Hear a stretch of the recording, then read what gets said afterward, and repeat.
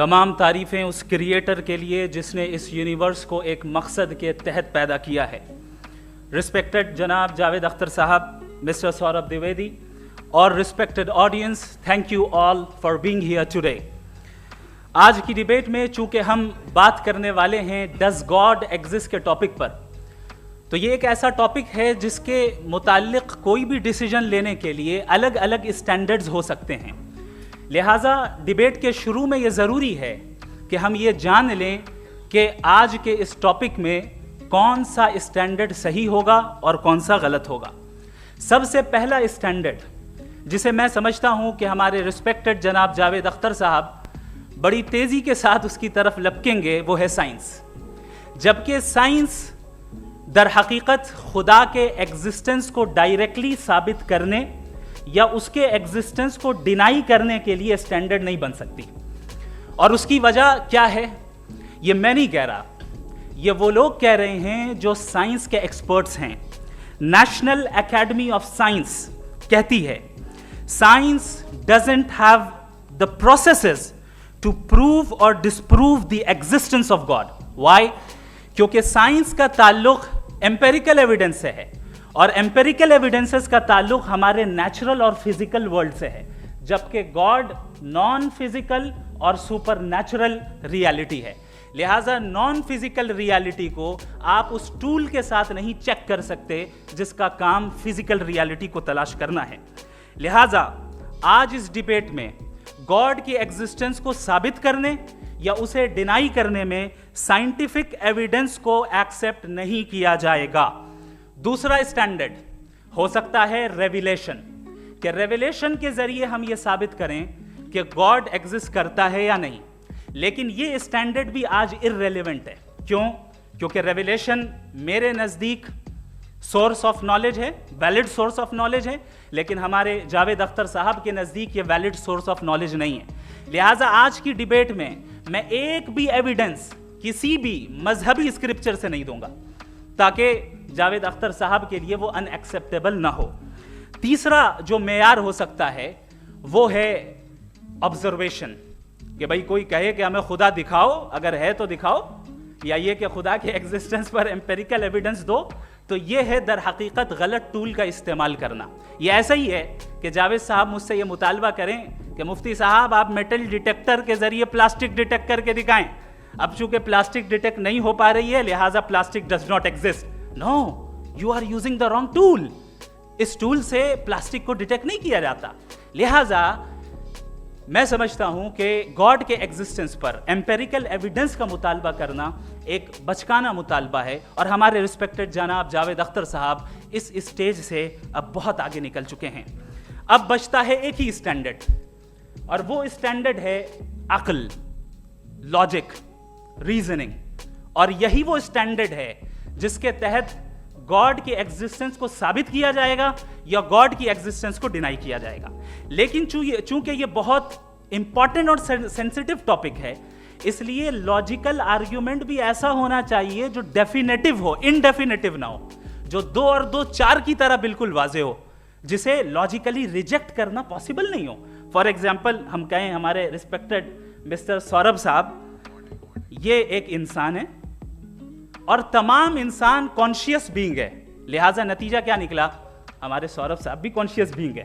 क्या ये indefinite argument है या डेफिनेट आर्ग्यूमेंट है? ये डेफिनेट आर्ग्यूमेंट है। ये 2 और 2 की तरह वाजे है, इसमें किसी तरह जो है लॉजिकली इसको रिजेक्ट नहीं किया जा सकता। तो अगर आज हमारे जावेद अख्तर साहब ऐसी कोई अकली दलील और लॉजिकल एविडेंस दें खुदा के ना होने पर जो डेफिनेट भी हो, तो मैं ये ऐलान करता हूं कि यकीनन मैं उस एविडेंस को कबूल करूंगा और उस पर गौर करूंगा।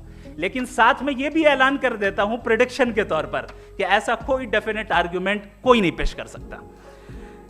दलील हम देंगे और डेफिनेटिव दलील देंगे, लॉजिकल दलील देंगे, ऐसी दलील देंगे जो एंटायर एथिस्टिक वर्ल्ड उसे रेफ्यूट नहीं कर सकती। चलें अब हम एक एग्जाम्पल सोचते हैं, एक सिनेरियो, सिंपल सिनेरियो, तमाम ऑडियंस से गुजारिश है, हम और आप एक आइसोलेटेड आइलैंड पर हैं, ऐसा आइलैंड जहां पे हमसे पहले कोई कभी नहीं गया। चलते चलते आपके सामने अचानक आपने देखा एक पिंक कलर की बॉल पड़ी हुई है, सबसे पहला सवाल आपके जहन में क्या आएगा कि ये बॉल यहां क्यों आई, कैसे आई, ये पिंक कलर की ही क्यों है, कोई और कलर भी हो सकता था, ये इसी शेप में क्यों है, कोई और शेप भी हो सकता था। नेचुरली आप इस तरफ पहुंचेंगे कि कोई ना कोई है जिसने इन स्पेसिफिक प्रॉपर्टीज के साथ इस बॉल को बनाया है और यहां पे रखा है। चूंकि आप जानते हैं कि ये जो बॉल है इसका एग्जिस्ट करना जरूरी नहीं है, ये एग्जिस्ट कर भी सकती थी, नहीं भी कर सकती थी, और एग्जिस्ट करना ही था तो किसी और फॉर्म में करती, किसी और कलर में करती। अब आप इस बॉल को एक्सपैंड करते चले जाएं, एक्सपैंड करते चले जाएं, एक्सपैंड करते चले जाएं, यहां तक कि ये बॉल यूनिवर्स के साइज की हो जाए। बताइए कि क्या साइज के बढ़ जाने से सवाल बदल जाएगा? हरगिज नहीं बदलेगा। अभी भी सवाल रहेगा, ये यूनिवर्स कहां से आया, इन स्पेसिफिक प्रॉपर्टीज के साथ कहां से आया, क्यों आया, किसने बनाया, ये सवाल उस वक्त भी वैलिड रहेगा। लेकिन ये सवाल अगर हम जनाब जावेद अख्तर साहब से करें तो चूंकि इनका वर्ल्ड व्यू एथिस्टिक है, और सिर्फ इनका नहीं, मतलब जितने भी एथिस्ट हैं और एथिस्टिक वर्ल्ड व्यू को रखने वाले से अगर आप ये सवाल करें कि ये यूनिवर्स कहां से आया, तो इनका जवाब या तो आर्ग्यूमेंट फ्रॉम इग्नोरेंस होगा या डॉगमेटिक होगा। या तो ये कहेंगे कि मुझे नहीं पता कि ये कहां से आया, लिहाजा गॉड डज नॉट एग्जिस्ट, ये आर्ग्यूमेंट फ्रॉम इग्नोरेंस है, या ये कहेंगे कि ये यूनिवर्स खुद ब खुद बन गया। इसका मतलब ये है कि उस बॉल को भी खुद ब खुद बन जाना चाहिए, लेकिन बॉल के ताल्लुक से ये एक्सप्लेनेशन एक्सेप्ट नहीं की जाएगी कि ये खुद ब खुद बन गई, लेकिन यूनिवर्स के ताल्लुक से कर दिया जाएगा। इसे हम दूसरे अल्फाज में डॉगमा भी कह सकते हैं। दूसरी चीज, हमारे जावेद अख्तर साहब जरूर गॉड ऑफ गैप्स की मिसाल भी जरूर देंगे, और मिसाल देंगे कि पहले ज़माने में बिजलियां कड़कती थी तो लोगों ने किसी एक खुदा की तरफ, और बारिश होती थी तो दूसरे खुदा की तरफ मंसूब कर दिया, उनके पास दलील नहीं थी। ये हमारा वर्ल्ड व्यू है ही नहीं, ये हमारा वर्ल्ड व्यू है ही नहीं, क्योंकि नेचुरल फिनोमेना के प्रोसेस की इंटरप्रिटेशन को जान लेने से ये कहां से साबित हो गया कि गॉड एग्जिस्ट नहीं करता है। इस पर मैं इंशाल्लाह अभी आगे बात करूंगा। आप हजरात ये भी देखेंगे, और मैं ये एक्सपेक्ट करता हूं कि हमारे रिस्पेक्टेड जनाब जावेद अख्तर साहब जरूर इमोशनल आर्ग्यूमेंट्स भी देंगे, जो कि एक लॉजिकल फैलेसी है जब बात आती है ट्रुथ को डिसाइड करने में। क्यों? मिसाल के तौर पर वो कहेंगे कि अगर गॉड है तो ईविल क्यों एग्जिस्ट करता है, जबकि मैं कहता हूं ईविल का एग्जिस्ट करना गॉड के एग्जिस्ट करने की दलील है, उसके खिलाफ नहीं है। चूंकि अगर गॉड है तो हम सब उसके सामने अकाउंटेबल हैं, और अगर हम अकाउंटेबल हैं तो अकाउंटेबिलिटी के लिए ईविल का मौजूद होना जरूरी है, उसके बगैर हम अकाउंटेबल नहीं हो सकते। और अगर हम अकाउंटेबल नहीं हैं तो हम जनाब जावेद अख्तर साहब से पूछेंगे कि आप बताएं कि फिर सफरिंग इस दुनिया में क्यों है? अगर खुदा नहीं है तो सफरिंग क्यों है? और उन लोगों के जज्बे का क्या जिनके अंदर सफरिंग के बाद इंतकाम लेने का जज्बा पाया जाता है और वो इस दुनिया से ऐसे ही चले गए, क्या उनकी सारी तकलीफें बेकार चली जाएंगी? अब आ जाएं उसी एग्जाम्पल की तरफ कि बॉल, मुझसे अगर कोई पूछे इस बॉल को किसने बनाया और या इस एक्सपेंडेड बॉल को किसने बनाया, मैं कहूंगा कि चूंकि ये यूनिवर्स और इस यूनिवर्स की तमाम चीज़ें कॉन्टिंजेंट हैं। कॉन्टिंजेंट होने का मतलब ये होता है कि जो अपने एग्जिस्टेंस पे किसी के ऊपर डिपेंड करती हो, तो जाहिर है ये यूनिवर्स कॉन्टिंजेंट है। और अगर कोई चीज़ कॉन्टिंजेंट नहीं है तो मैं रिक्वेस्ट करूंगा कि मुझे दिखा दें कि कौन सी चीज़ यूनिवर्स में कॉन्टिंजेंट नहीं है, हम भी ज़रा गौर कर लें और हम भी देख लें। और जब कॉन्टिंजेंट चीज़ें मौजूद हैं तो फिलोसोफर्स की इस्तिलाह के मुताबिक, हम उस टर्मिनोलॉजी के मुताबिक हम उस जगह तक पहुंचते हैं और उस हस्ती तक पहुंचते हैं जिसे नेसेसरी बीइंग कहा जाता है, कि ये वो नेसेसरी बीइंग है जिसका मौजूद ना होना नामुमकिन हो। क्योंकि अगर ये मौजूद ना हो तो सारी चीज़ें एग्जिस्टेंस में आएंगी ही नहीं, और ये सारी कॉन्टिंजेंट चीज़ें उसी के ऊपर डिपेंड करती हैं। अब अगर आप ये सवाल करते हैं कि फिर उस हस्ती को किसने बनाया, फिर उसका कॉज क्या है, फिर उसका कॉज क्या है, फिर उसका कॉज क्या है, और एंडलेसली चले जाएं, इसे हम कहते हैं इन्फिनिट रिग्रेस ऑफ कॉजेज, जो कि लॉजिकल फैलेसी है। कॉन्सेप्चुअली इन्फिनिटी पॉसिबल है। मिसाल के तौर पे न्यूमेरिकल्स 1 2 3 गिनते चले जाएं, इन्फिनिट नंबर्स हैं। मैं कॉन्सेप्चुअली बात नहीं कर रहा, प्रैक्टिकली रियलिटी में साबित करके दिखाएं कि infinite regress of causes possible हैं या नहीं। अगर पॉसिबल हैं तो हम मान लेंगे, मिसाल दे दें, और पॉसिबल नहीं है तो एक ही ऑप्शन बचता है जिसे हम कहते हैं नेसेसरी बीइंग। ऐसी नेसेसरी बीइंग जो इंडिपेंडेंट है, क्योंकि अगर वो डिपेंडेंट हुई तो वो नेसेसरी नहीं रहेगी। ऐसी इंडिपेंडेंट बीइंग जो इटर्नल है, अगर वो इटर्नल नहीं होगी, उसकी बिगिनिंग होगी तो वो खुद कॉन्टिंजेंट है। ऐसी बीइंग जो पावरफुल है, क्योंकि कॉन्टिंजेंट को एक्चुअलाइज करने के लिए पावर चाहिए। ऐसी बीइंग जो इंटेलिजेंट है और नॉलेजेबल है, क्योंकि ये यूनिवर्स स्पेसिफिक फॉर्म और स्पेसिफिक लॉज ऑफ नेचर के तहत प्रिसाइजली चल रहा है। Thank you. थैंक यू मुफ्ती साहब। मैं इन दलीलों के बाद जावेद अख्तर साहब से गुजारिश करूंगा, आप बैठ के बोलना चाहेंगे या वहाँ जी?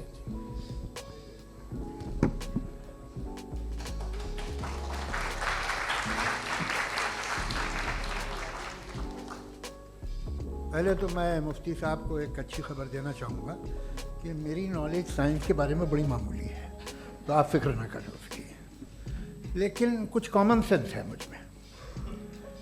देखिए, ये खुदा का तस्वुर कोई नया तस्वुर नहीं है, ये सदियों से रहा है। ये कुछ रिलीजन 3000 साल पुराने होंगे, 4000 साल पुराने होंगे, लेकिन इंसान कोई 10,000 12,000 साल से एग्जिस्ट करता है होमोसेपियन की शक्ल में, और हमेशा कुछ ना कुछ मज़हब रहे।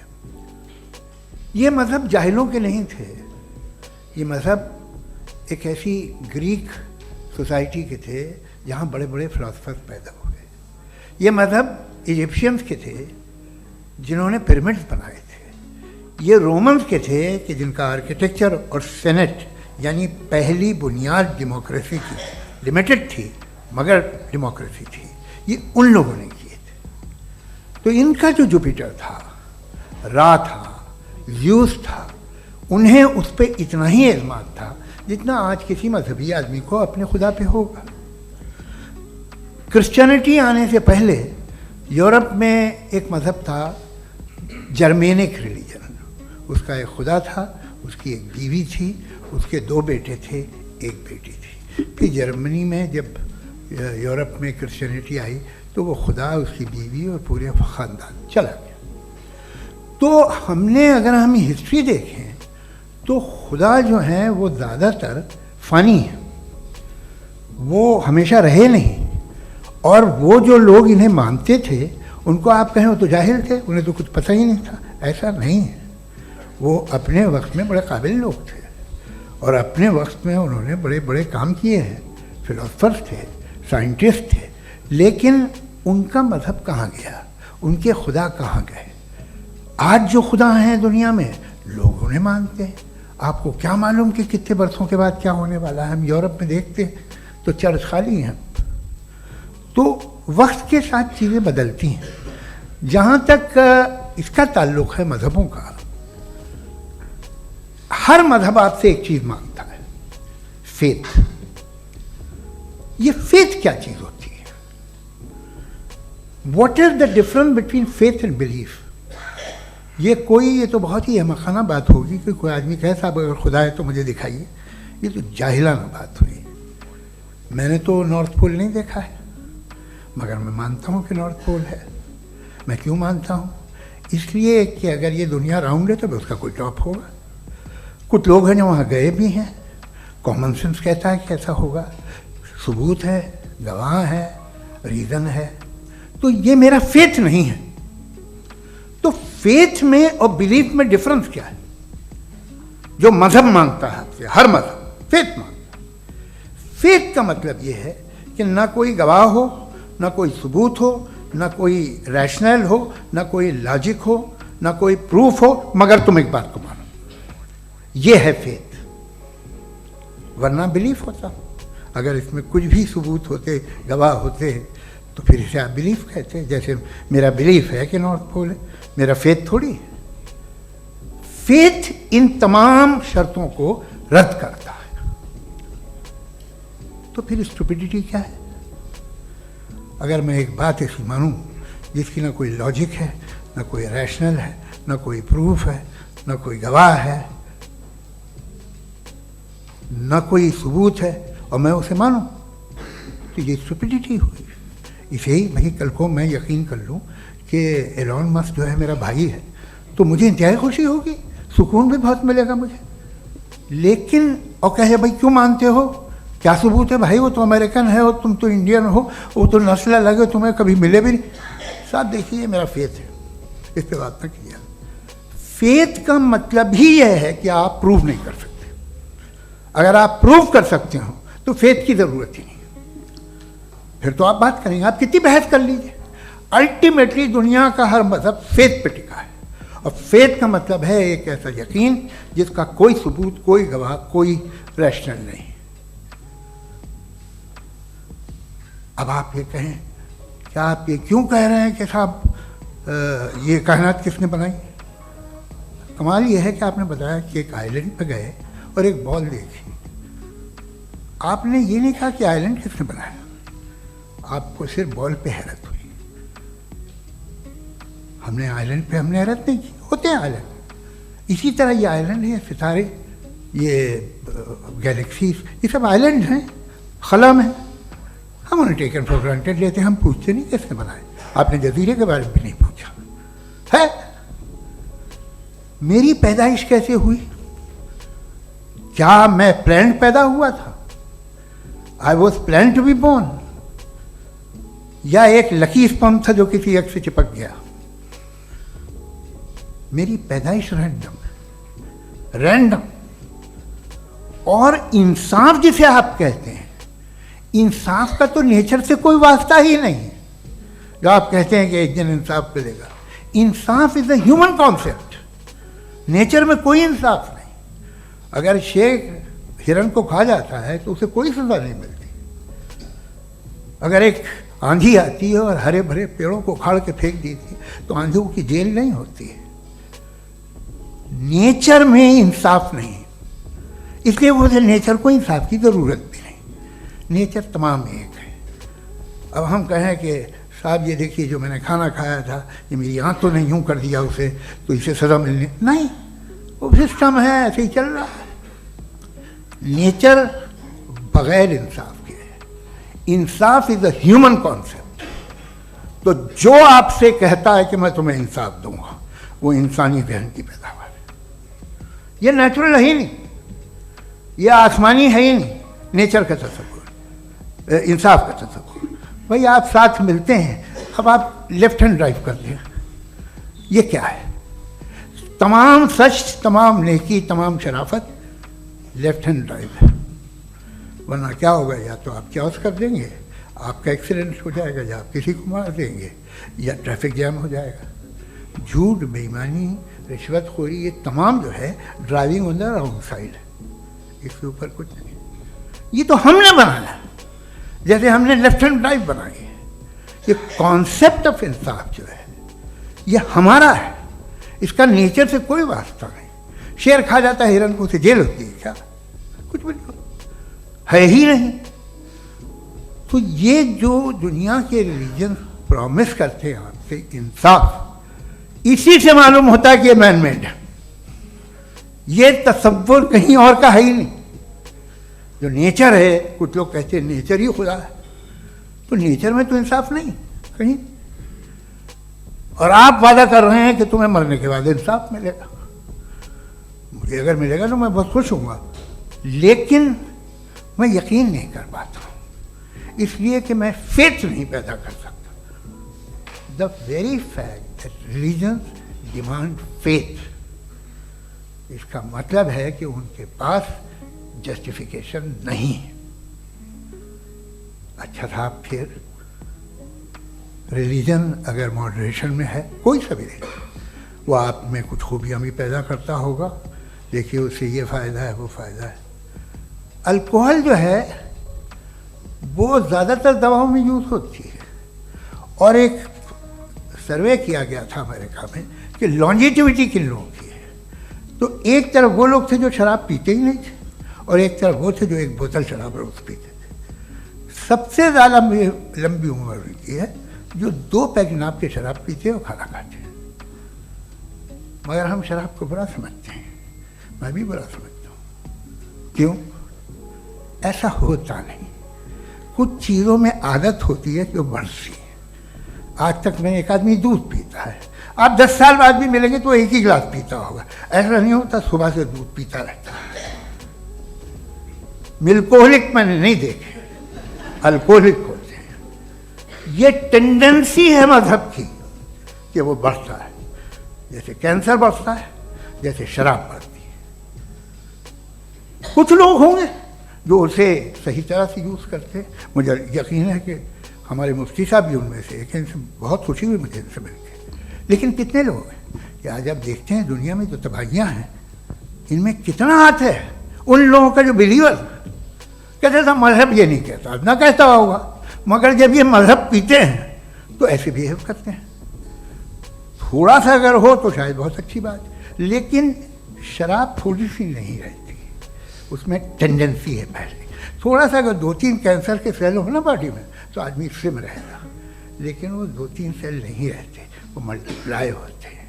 जावेद साहब टाइम पूरा हो गया। टाइम हो गया तो बस बात खत्म हो गई। अच्छा, मुझे कुछ और कहने को था भी नहीं। जी, मैं पहले जवाबी दौर के लिए इनवाइट कर रहा हूँ मुफ्ती साहब को। Your rebuttal round 1, you have 7 minutes.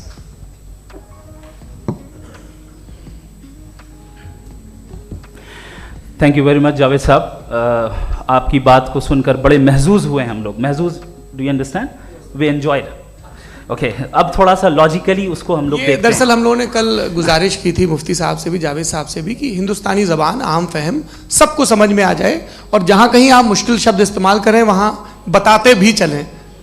Thank you. तो सबसे पहले हमारे रिस्पेक्टेड जावेद साहब ने हवाला दिया कि खुदा फ़ानी है। कितने मजहब आगे चले गए, किसी ने जुपिटर को खुदा माना, किसी ने किसी को माना। मैं कहता हूँ जिसने कॉन्टिंजेंट चीज़ को खुदा माना, गलत माना, वो खुदा ही नहीं, वो खुदा ही नहीं है। हम तो नेसेसरी बीइंग को साबित करने बैठे हैं, वो नेसेसरी कॉज जो इटरनल है, जो अबदी भी है और अजली भी है। हम किसी और को साबित करने नहीं बैठे। दूसरी चीज उन्होंने कहा कि फेथ एंड बिलीफ, ये एक ऐसी डेफिनेशन है फेथ की जो इन्होंने पहली मर्तबा पेश की है, या माफ कीजिएगा इन्होंने पहली मर्तबा पेश नहीं की है, रिचर्ड डॉकिंस ने पहली मर्तबा पेश की है। मुझे मालूम है ये सोर्स कहां से है। एपिस्टेमोलॉजिकली फेथ और बिलीफ का फर्क आप इस तरह नहीं कर सकते सर। फेथ सही भी होता है, गलत भी होता है, बिलीफ सही भी होता है, गलत भी होता है।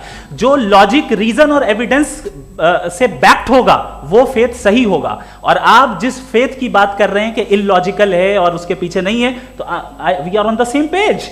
हम नहीं मानते उस फेथ को, जो फेथ ऐसा हो जिसके पीछे कोई लॉजिक ना हो, एविडेंस ना हो, हम नहीं मानते। हम तो उस फेथ के कायल हैं जिसके पीछे लॉजिक हो और एविडेंस हो। तो बिलीफ सही भी होता है, गलत भी होता है, फेथ भी सही होता है और गलत भी होता है। तो आज फेथ और बिलीफ के डिफरेंस पे बात नहीं हो रही है। आज आप चाहे फेथ एक्सेप्ट कर लें या बिलीफ एक्सेप्ट कर लें, आज ये बात होगी कि ट्रूथ क्या है, चाहे ट्रू बिलीफ सही है या ट्रू फेथ सही है, और फॉल्स फेथ क्या है और फॉल्स बिलीफ क्या है, बात इस पे हो रही है। दूसरी चीज इन्होंने पूछा स्टुपिडिटी फिर क्या है। अगर फेथ रिलीजन स्टुपिडिटी नहीं है तो और क्या है? चूंकि फेथ का मुतालबा करते हैं तो स्टुपिडिटी क्या है? मैं कहता हूं स्टुपिडिटी एथिज्म है। उसकी वजह यह है कि आप एक सड़क पे जा रहे हो और आप किसी गार्डन में जाएं और देखें वहां लिखा है फूलों के साथ I love Javed Akhtar, and I really do, I love you sir. So जब आप वहां पर पहुंचे तो वहां पहुंचकर अब ये बताएं, क्या आप ये कहेंगे वाह व्हाट अ नेचुरल सिलेक्शन?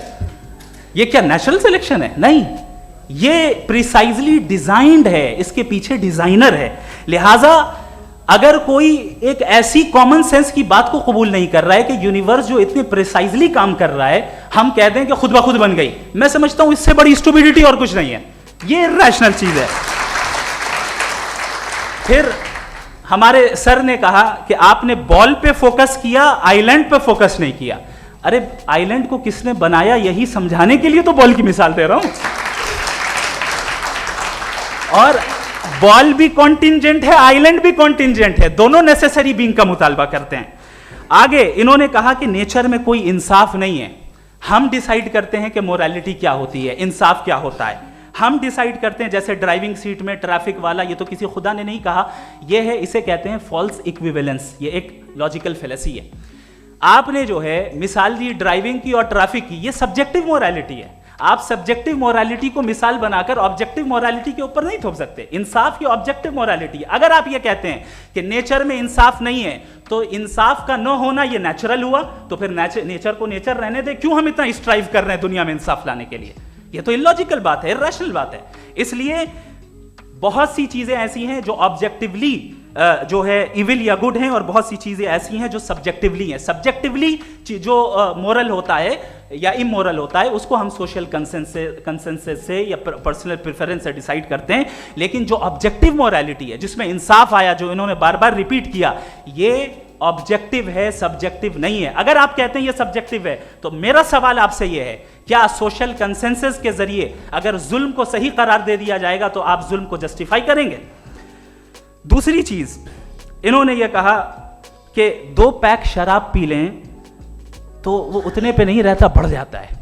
यही मामला मजहब के साथ है, 2 पैक आप पी लें बढ़ेगा। तो ये एक ऐसी मिसाल है, इसको कहीं भी फिट कर लें कि आप एथिज्म पे जब फिट करें, जब आप 2 पैक एथिज्म का लेंगे ना, तो वो बढ़ बढ़ के नॉर्थ कोरिया बनेगा। Thank you.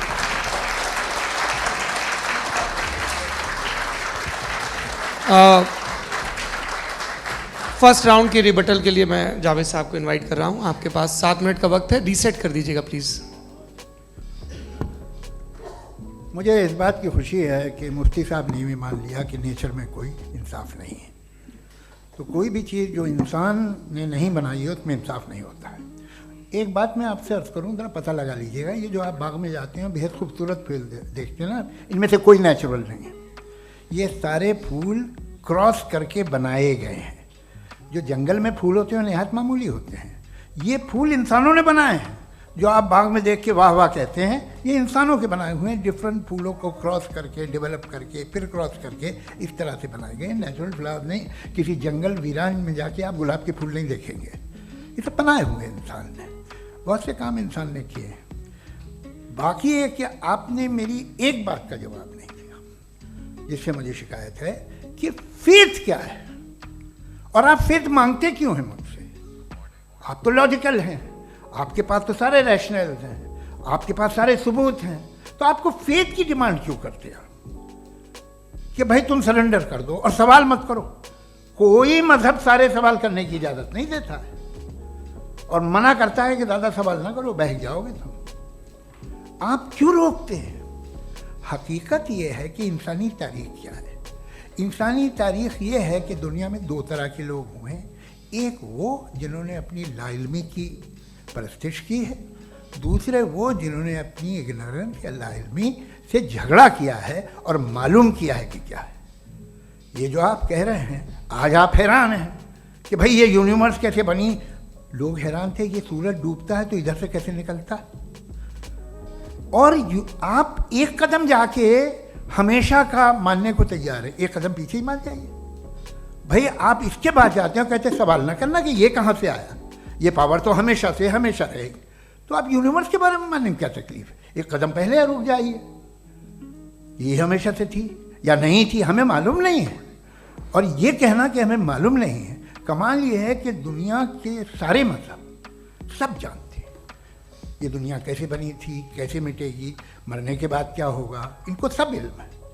इनको किसी को डायनासोर होते थे पहले ये नहीं पता था, किसी को नहीं पता। किसी भी दुनिया की मजहबी किताब में डायनासोर का जिक्र नहीं है, लेकिन बाकी सब बातें, how to make universe in 4 easy lessons and बाकी सब पता है। जिसको सब पता है वो गड़बड़ है। हम में ये इंकिसार, ये ह्यूमिलिटी होनी चाहिए कि हम ये कहें कि हमें ये बहुत सारी बातें नहीं मालूम, लेकिन हम उनकी परस्तिश न करना, अपनी लाइल्मी को की परस्तिश न करें, हम उसे पता लगाने की कोशिश करें। जिस दुनिया में आप बैठे हैं सर, ये हॉल जो है, ये इलेक्ट्रिसिटी जो है, ये माइक जो है, जिस हवाई जहाज से आप आए थे, वो जिस कार से आप यहाँ आए हैं, ये सब उन लोगों की बनाई हुई है जिन्होंने सवाल किए थे। ये दुनिया जिसमें आप आज आराम से हैं, ये उन लोगों की बनाई है कि जिन्होंने सवाल किए थे, और हर स्टेज पे इन सवालों को मकरूह कहा गया था, गलत कहा गया था। आप ज़रा तारीख पढ़िए, एक बड़ी दिलचस्प किताब है बर्ट्रैंड रसेल की, जिसमें उसने रिलीजन एंड साइंस कि कब से रिलीजन जो है साइंस के अगेंस्ट है, और हद तो ये है कि भाप के इंजन के खिलाफ थे, स्टीम इंजन के भी खिलाफ थे, और फतवे हुए उन पर, वेटिकन ने दिए। तो ये हमेशा, अभी जैसे ही ये राइट विंगर आते हैं अमेरिका में पावर में, तो वो जो अपना ये क्या बोलते हैं उसे, सीड क्या बोलते हैं, सीड क्या जो, हाँ नहीं सीड जो होते हैं जिस पे जी नहीं भाई, वो जो ह्यूमन बॉडी के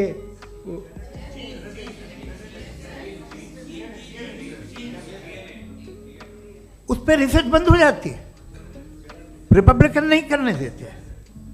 अरे भाई इतना डर क्या है तुम्हें? एक ज़माने में बहुत नाराज थे ये सारे मजहबी लोग कि ये इंसान तो इंसान बनाने की कोशिश कर रहा है। आपको क्या तकलीफ भाई, बना ले तो बना लेने दो, ये खौफ क्या है? और ये सब आज जो आप कह रहे हैं नामुमकिन है, ये कैसे हुआ? मुझे एक किस्सा याद आता है। जब मैं 6ठी क्लास में था तो मैं मैथमेटिक्स में बहुत वीक था, तो एक टीचर रख दिया गया, उसने 1 2 3 4 5 6 7 को सिखा दिया मुझे। वो दिन मैं भूल नहीं सकता हूँ मुफ्ती साहब। जिस दिन उसने ये बताया कि 1/2 क्या होता है और 3/4 क्या होता है, मुझे ऐसा लगा कि मेरा सर बीच से फट जाएगा। ये आदमी कह रहा है कि जो दीवार के अंदर जाओ वॉक करते हुए। आज हंसता हूँ मैं इस बात पे। तो आज जो बातें आपके जहन से बिल्कुल परे हैं और आप हैरान होते उन्हें देख के, एक वक्त आएगा कि मामूली लगेंगे। और हुआ है, आपकी इंसानी तारीख ही है। इतनी जल्दी सारे फैसले आप मत कर लीजिए, थोड़ा ये ह्यूमिलिटी रखिए कि भाई ये हमें नहीं मालूम। ये कहने में क्या आ रहा है? ये यूनिवर्स कहाँ तक फैली, ये कब से है और कब तक रहेगी, हमें नहीं मालूम। आपने फैसला कर लिया कब बनी। ये आपके हिसाब से कोई 14 बिलियन ईयर बनी जो समझा जाता है। उससे पहले हजारों करोड़ों अरबों साल तक खुदा बैठा क्या कर रहा था? खामोश बैठा था, ऐसे ही जमाइयाँ ले रहा था। फिर उसे आइडिया आया, यार एक काम करते, वक्त अच्छा गुजर जाएगा, यूनिवर्स बनाते। सोचिए, वो तो हमेशा से है ना, मगर यूनिवर्स हमेशा से नहीं है, ये तो बनाई गई है। और उससे पहले क्या था, इनका क्या काम था? कैसी बात है, ये बड़ा आसान है। जो बात हमें आज धीरे धीरे पता चली है, बरसों 2000 और 2500 साल पहले आपको किसी ने बता दिया कि क्या था, आप मान गए, और तब से वही मान रहे हैं जो 2500 साल पहले कहा गया था। सब कुछ बदल गया है, सॉल्व हो रही हैं चीज़ें। अभी साइंस बिल्कुल दावा नहीं करती, या कोई फिलोसफर ये दावा नहीं करता कि हमें सब मालूम, बल्कि वो कहता है कि हमें जितना मालूम होता है उससे ये मालूम होता है कि हमें कितना कम मालूम। तो हम अपनी जहालत से लड़े, उसकी परस्तिश न करें। जी, टाइम है। Thank you so much. मैं तर्कों की श्रृंखला में राउंड 2 के लिए मुफ्ती साहब को आमंत्रित कर रहा हूँ। आपके पास एक बार फिर से 7 मिनट का वक्त है। शुक्रिया। जनाब जावेद अख्तर साहब कई मर्तबा दोहरा रहे हैं कि फ़ेथ का मतलब बताइए, फ़ेथ का मतलब बताइए। मैंने बता दिया, फ़ेथ सही भी होता है, गलत भी होता है। और आज हम फ़ेथ पे बात नहीं कर रहे, हम ट्रुथ और डज गॉड एग्जिस्ट पे बात कर रहे हैं। क्या डज गॉड एग्जिस्ट, ये ट्रुथ यानी गॉड है या नहीं है, इसमें से दोनों ट्रुथ क्या है। अब आप उसे फेथ कह लें, बिलीफ कह लें, नॉट माई बिजनेस। उसके बाद आपने कहा कि भाई सवाल करने से मजहब रोकता है। मैं कहता हूं जो रोकता है वो रोकता होगा, मैं नहीं रोकता, बल्कि सवाल करें, सवाल करना चाहिए। सवाल कर करके तो हम आगे बढ़ते हैं, तरक्की करते हैं, और इसीलिए मैं आज यहाँ पे आया हूँ। लेकिन सवाल सिर्फ खुदा से नहीं होगा, आपसे भी होगा। सवाल एथिज्म से भी होगा, सवाल सिर्फ मजहब से नहीं होगा, सबसे होगा। और आज मैं सवाल करूंगा और उम्मीद है कि आप जवाब देंगे। अभी तक आपने वैसे कॉन्टिंजेंसी आर्गुमेंट का कोई जवाब नहीं दिया। चलें, आपने कहा यूनिवर्स के बारे में इटर्नल क्यों नहीं बोल देते। ये चूंकि लॉजिकली पॉसिबल ही नहीं है कि यूनिवर्स इटर्नल हो। यूनिवर्स एक कॉन्टिंजेंट चीज़ है जो टाइम एंड स्पेस के पाबंद है, टाइम एंड स्पेस से बाउंड है। जो टाइम एंड स्पेस से बाउंड होगा वो कॉन्टिंजेंट होगा, जो कॉन्टिंजेंट होगा वो उसकी बिगिनिंग हुई होगी, जिसकी बिगिनिंग हुई होगी वो इटर्नल नहीं हो सकता। ये तो कॉमन सी बात है। आपने कहा कि किसी मजहबी किताब में डायनासोर का जिक्र नहीं है। अफसोस कि आज तक किसी मैथमेटिक्स के किताब में मुझे डायनासोर का जिक्र नहीं मिला। तो इसका मतलब मैथमेटिक्स की किताब बेकार है? नहीं, उसका वो टॉपिक नहीं है। रेवलेशन का और मजहबी किताबों का टॉपिक ये नहीं है कि आपको आके बताए साइकिल कैसे बनाते हैं, या आकर ये बताएं कि जो है डायनासोर कब था। वो तो मोरालिटी सिखाने आया है, गॉड के बारे में बताने आया, नॉन फिजिकल रियलिटी की हकीकत को सिखाने के लिए आया। रिलीजियन साइंस को रोकता है? नहीं रोकता। अगर रोकता है तो गलत करता है। रिलीजियन साइंटिज्म को रोकता है, जिसमें हमारे जावेद साहब मुख्तल है। साइंस और साइंटिज्म में फर्क है। साइंटिज्म यह है कि आप समझें कि साइंस और साइंटिफिक मेथोडोलॉजी ये नॉलेज को हासिल करने का वाहिद सोर्स ऑफ नॉलेज है, यह है साइंटिज्म। हम इसे रिजेक्ट करते हैं। हम साइंस को तो तरक्की करते हैं, भाई आप हमारी पूरी तारीख कर लें, पढ़ लें तो आपको पता चल जाएगा। बहरहाल ये अलग टॉपिक है। उसके बाद इन्होंने एक लफ्ज़ कहा, वेटिकन ने फतवा दिया। वेटिकन का फतवे से कोई ताल्लुक नहीं है, दोनों कॉन्ट्राडिक्टरी अल्फाज हैं। उसके बाद उन्होंने कहा कि भाई हमें नहीं मालूम, अगर नहीं मालूम तो क्लियरली कह देना कि नहीं मालूम है, इसमें क्या हर्ज है। तो वही तो मैं कह रहा हूं ना कि आप कह दें कि नहीं मालूम, लेकिन क्लेम क्यों कर रहे हैं कि गॉड एग्जिस्ट नहीं कर रहा है। आप कह दें नहीं मालूम है, हो सकता है हो सकता ना हो, लेकिन आप क्लेम कर रहे हैं। The moment you say God does not exist, this is a claim and now the burden of proof is upon you to, जैसे हमारे ऊपर है। और क्यों है मैं बताता हूं, क्यों है ये भी मैं बताता हूं। फिलोसॉफिकली जो क्लेम होता है ना, सिर्फ ये नहीं होता कि इंसान कहे पॉजिटिव क्लेम करे और नेगेटिव क्लेम करे तो बर्डन ऑफ प्रूफ नहीं है। आप मिसाल के तौर पे मैं कहूं कि फुला उस कमरे में कोई नहीं है, मैंने एक नॉलेज का क्लेम किया है। उस कमरे में कोई नहीं है, मैंने एक नॉलेज का क्लेम किया। या तो मैं कहूं मुझे नहीं पता, हो भी सकता है नहीं भी हो सकता है, this is not a claim. लेकिन जब मैं कह रहा हूं कि वहां कोई नहीं है या मैं कह रहा हूं वहां कोई है, दोनों क्लेम है और दोनों के ऊपर बर्डन ऑफ प्रूफ है। हमारे ऊपर भी बर्डन ऑफ प्रूफ है, मैंने कंटिजेंसी आर्ग्यूमेंट दिया, इसे तोड़कर दिखाइए। आखिरी चीज, इन्होंने कहा कि खुदा दुनिया बनाने से पहले 150 साल पहले या करोड़ों साल पहले क्या कर रहा था। अरे हजरत, चलें बहरहाल मैं जवाब दे देता हूं। आप हमारे रिस्पेक्टेड पर्सनालिटी हैं, अगर आप नहीं होते तो मैं ऐसे एंटरटेन ही नहीं करता। टाइम ये 100 साल पहले या 100 साल बाद, पहले बाद में अभी, ये वो अल्फाज हैं जिनका ताल्लुक टाइम से है। टाइम शुरू ही हुआ है यूनिवर्स की बिगिनिंग के बाद, तो उसके पहले खुदा क्या कर रहा था, सवाल इलॉजिकल है, ये फेलेसी है। यानी आप ये कह रहे हैं कि यूनिवर्स के बनने से पहले खुदा क्या कर रहा था, टाइम के बनने से पहले, पहले का ताल्लुक टाइम से, टाइम उस वक्त था ही नहीं, तो ये सवाल ही इनवैलिड है खुदा के ताल्लुक से। दूसरी चीज, आर्ग्यूमेंट ऑफ कंटिजेंसी जो मैंने आपके सामने पेश की है, आपने बार बार ये प्रूफ किया और ये कह रहे हैं कि गॉड ऑफ गैप्स। देखिए पहले नहीं मालूम था, साइंस ने कर दिया। सिंपल्स की मिसाल से मैं समझा देता हूं। जिस गैप्स की आप बात कर रहे हैं ना, साइंस उन गैप्स को जिन चीज के जरिए भी प्रूव करेगा वो कॉन्टिजेंट ही होगा, अब चाहे वो फोर्स हो, मैटर हो या एनर्जी हो। लिहाजा सवाल हमारा उस वक्त भी वैलिड होगा जब तक कि आप नेसेसरी बीइंग पे ना आ जाएं, और इन्फिनिट रिगरेस पॉसिबल नहीं है of causes in practical world, तो जाहिर है कहीं रुकना पड़ेगा, जहां रुकेंगे वही खुदा है। दूसरी चीज, आपने ये कहा, क्या कह रहा था मैं, किस पॉइंट को? What? Oh no, after that, just now. हाँ, जहां रुकेंगे वही खुदा है। बहरहाल, तो टाइम का जिक्र हो गया, गॉड ऑफ गैप, सॉरी, या इसकी एक मिसाल आप ले लें। एक कार है, एक साहब ने देखा कि भाई कार जो है उसके व्हील्स कितने अच्छे लगे हुए हैं, सही जगह पे, स्टीयरिंग जो है कितने अच्छे जगह पे लगी हुई है, और सीट्स कितने वेल डिजाइंड है, कितनी प्रिसाइजली ये कार काम कर रही है, तो जरूर कोई ना कोई इसे क्रिएट किया है, किसी ने क्रिएट किया है। अब जावेद साहब आए और कहे, अरे जनाब बोनेट खोलिए, इसमें इंजन है, इंजन इस कार को चला रहा है, hence prove no one has created the car. This is illogical, this is irrational. आपने इंजन के जरिए उस गैप को तो साबित किया, लेकिन क्या उससे कार की जो क्रिएशन है और उसका जो क्रिएटर है ये इम्पॉसिबल हो जाए, ऐसा पॉसिबल है? उसका सवाल खत्म हो जाए, ऐसा पॉसिबल है? नहीं। आपने गैप्स को फिल करके, कॉन्टिजेंट चीजों से गैप्स को फिल करके हमारे ऑब्जर्वेशन को और ब्रॉड कर दिया। अब हमें और पता चल गया कि ये जो कार है इसका सिस्टम कितना ज्यादा कॉम्प्लेक्स है। पहले कम समझते थे, अब कॉम्प्लेक्सिटी और ज्यादा वाजे हो गई। अब हमें समझ में आ रहा है कि हमारी सर्टेनिटी और बढ़ गई कि जरूर इस कार को किसी ना किसी ने बनाया। यही मामला यूनिवर्स का है। साइंस हमेशा फिजिकल वर्ल्ड की चीजों को ही फिल करती जाएगी और फिजिकल चीजों से ही करती जाएगी, चूंकि एम्पेरिकल एविडेंस का ताल्लुक फिजिकल वर्ल्ड से है। आप साइंस के जरिए मेटाफिजिकल रियलिटी को कभी साबित नहीं कर सकते। ये रॉन्ग टूल का इस्तेमाल करना है। ये वही काम है कि आप मेटल डिटेक्टर से प्लास्टिक डिटेक्टर करने चलें, जो कि जाहिर है सही नहीं है। Thank you.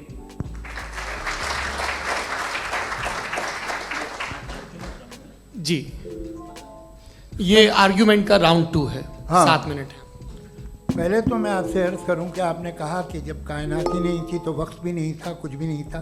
कैसे नहीं था? खुदा था, एक एग्जिस्टेंस तो था ना खुदा का। तो जब खुदा था तो वक्त भी होगा। ऐसा नहीं है कि कुछ भी नहीं था, खुदा था। अच्छा, बाकी एक आपने कहा साहब आप साबित कीजिए, आपके पास भी लॉजिक है या मेरे पास भी लॉजिक है। आप मेरा जिम्मेदारी नहीं है साबित करना कि खुदा है। बर्टन रसल ने बड़ी अच्छी बात कही।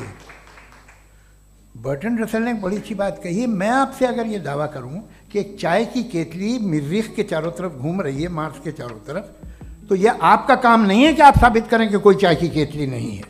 ये मेरा काम है, मैंने दावा किया है। ये दावा तो मजहबी लोग करते हैं कि खुदा है। मैं क्यों साबित करूं कि नहीं है? जब तक आप मुझे कन्विंस नहीं कर देंगे मैं नहीं मानूंगा। आपकी जिम्मेदारी है, मेरी जिम्मेदारी नहीं है।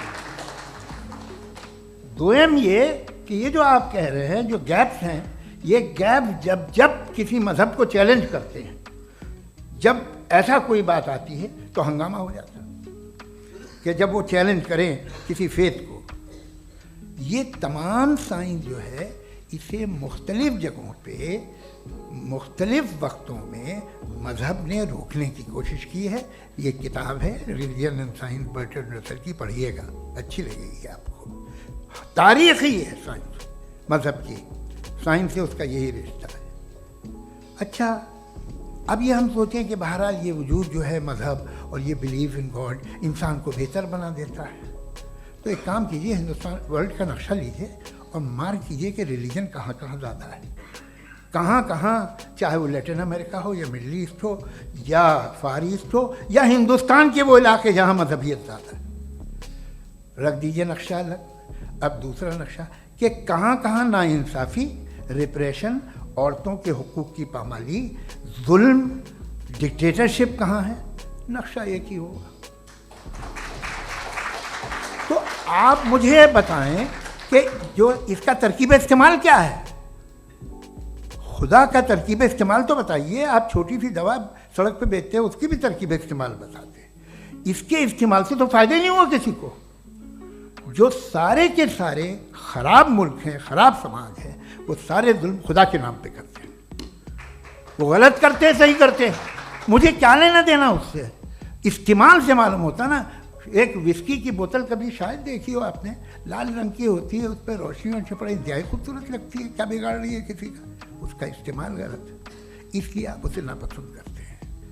इसका इस्तेमाल गलत है, इस तसव्वुर का इस्तेमाल ही गलत है और हमेशा से गलत हुआ है। आप देख लीजिए, इंसानी तारीख देख लीजिए, आज देख लीजिए, हिंदुस्तान देखिए, दुनिया देख लीजिए, क्या हो रहा है। इसे कैसे इस्तेमाल कर रहे हैं फेथ वाले लोग? क्या फेयर हैं, जस्ट हैं, जो अपने खुदाओं पे यकीन रखते हैं? वो किस तरह के लोग हैं? वो लोगों को इंसाफ देते हैं, वो बेहतर इंसान बने। तो इस दवा का फ़ायदा क्या है? चलो बहुत फ़ायदा हो रहा तो मैं इस्तेमाल कर लूँगा, मैं मुझे तो इस दवा का कोई फ़ायदा दिखता ही नहीं। मुझे तो ऐसा लगता, मैं एक और बात बताऊँ, अगर कोई आदमी मजहबी है और अच्छा आदमी है तो मैं उसकी बहुत इज्जत करता हूँ, इसलिए कि मेरा ख्याल है मजहबी आदमी का अच्छा होना मुझसे अच्छा होने से ज़्यादा मुश्किल है। भाई हर चीज़ की एक लिमिट है। आप इतना भाग सकते हैं, इतना नहीं भाग सकते, इतना वजन उठा सकते, इतना नहीं उठा सकते, इतना दूर देख सकते हैं, इतना दूर नहीं देख सकते। उसी तरह कॉमन सेंस कहता है कि आप में नेकी का भी एक कोटा होगा। अब आप अगर सुबह जाते हैं अपनी इबादत गाह और इबादत करते हैं तो बाहर निकलते हैं तो आप तो यही महसूस करते हैं कि आपने एक बहुत अच्छा काम किया, आपकी नेकी का एक बहुत बड़ा कोटा खर्च हो गया जिससे किसी का कोई फ़ायदा नहीं। मैं तो नहीं जाता हूँ तो मुझे तो किसी को खाना खिलाना पड़ेगा, किसी बेवा की मदद करनी पड़ेगी। मैं अपना कोटा कैसे कंज्यूम करूँ? आप अपना कोटा, सारे मजहबी लोग इंतहाई यूजलेस कामों में यूज़ करते हैं। उसके बाद भी अगर आप में बच्ची है थोड़ी सी शराफत तो भाई वाह क्या बात।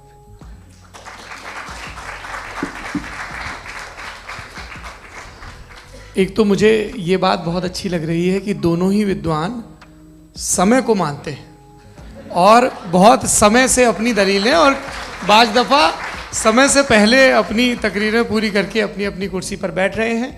ये इस आर्ग्यूमेंट का राउंड 2 पूरा हुआ। अब रिबटल का राउंड 2 है और उसके बाद क्रॉस एग्जामिनेशन होगा। नहीं, आपका आर्ग्यूमेंट हो गया सर। हमारे यहाँ स्कूल के सिलेबस में पंच परमेश्वर कहानी पढ़ाई जाती है, प्रेमचंद जी की लिखी हुई। आप निश्चिंत रहिए, आपके कोई राउंड में मिस नहीं होने दूंगा। रिबटल का राउंड 2, मुफ्ती शमाइल नदवी साहब।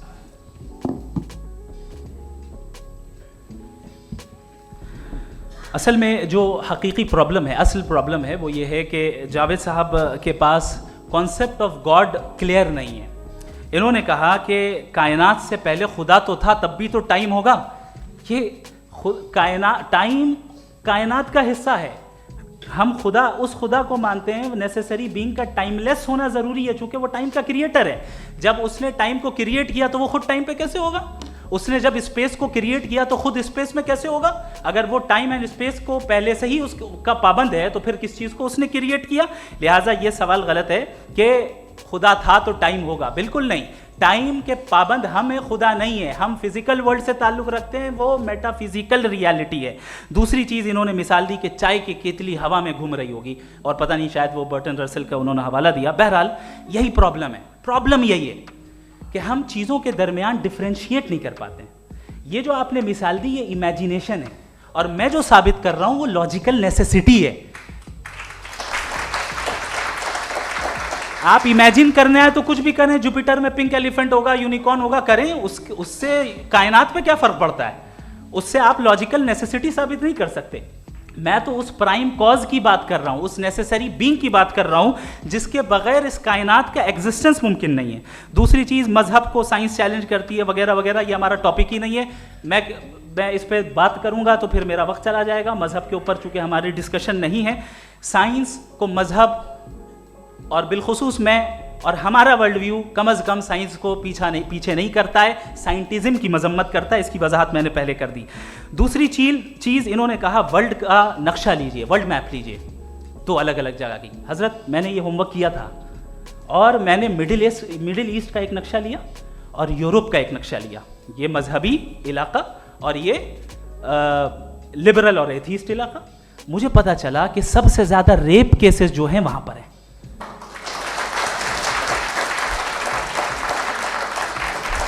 मुझे ये पता चला यूएन की रिपोर्ट के मुताबिक, मैं अपने घर से नहीं लेके आ रहा, कि जो वर्किंग वुमेन है यूरोपियन कंट्रीज में, उसमें 81% वुमेन सेक्सुअल हैरेसमेंट का वर्क में शुमार हो रही है। ये मिडिल ईस्ट में नहीं हो रहा है, वो मजहबी लोग हैं इसलिए नहीं हो रहा है।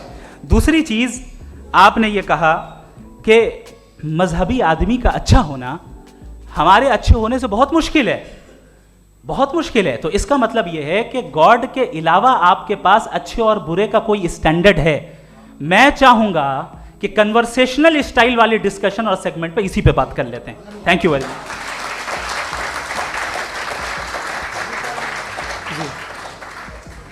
ये रिबटल का राउंड 2 है, आपके पास 5 मिनट का वक्त है, और इसके बाद क्रॉस एग्जामिनेशन शुरू करेंगे। आप चाहें तो जो इन्होंने सवाल पूछे उनके जवाब आप रिबटल में भी दे सकते हैं। जी जी, देखिए, पहले तो ये बात कि ये मिसाल गलत नहीं है, गलत है।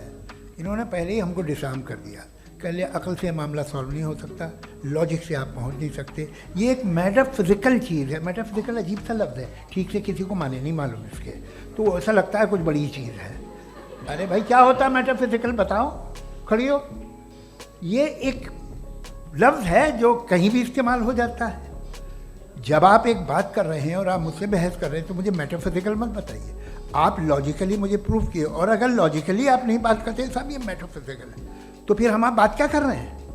मेरा आपका किस ज़बान में कॉन्वर्सेशन होगा? और ये कहना कि वक्त पहले नहीं था, तो फिर क्यों कहते हैं ये हमेशा से और हमेशा रहेगा? हमेशा वक्त है, तो आप कैसे कहते हैं वो हमेशा से है और हमेशा रहेगा? हमेशा का मतलब है कोई वक्त, अगर वक्त ही नहीं है तो हमेशा कैसे? बाहर वो रहेगा। अब मैं ये देखता हूँ, आपने कहा ना कि वहाँ रेप ज़्यादा होते हैं, तो हम एक बात देखते हैं कि ये दुनिया जिस पे वो कादर मुतलक है, जिसकी मर्ज़ी के बगैर पत्ता भी नहीं हिलता, ओमनीपोटेंट है, ये दुनिया चल कैसे रही है? और इस दुनिया का हाल क्या है? 45,000 बच्चे जो 10 साल की उम्र से कम थे वो गाजा में मरे। भूख से काला हांडी में बच्चे मरते हैं और डिप्थेरिया से मरते हैं। डिप्थेरिया अजीब मर्ज है, गले में जाली बनना शुरू होती है, बच्चा नीला हो जाता है, गरीब का बच्चा, इसलिए कि उपास आती है। ये कादर मुतलक है जो चाहे कर दे, इससे आप दुआएं मांगते हैं हमारी ये काम कर दे वो कर दे, तो इसका मतलब डे टू डे लाइफ में वो इंटरफेयर करता है और ये देख रहा है वो।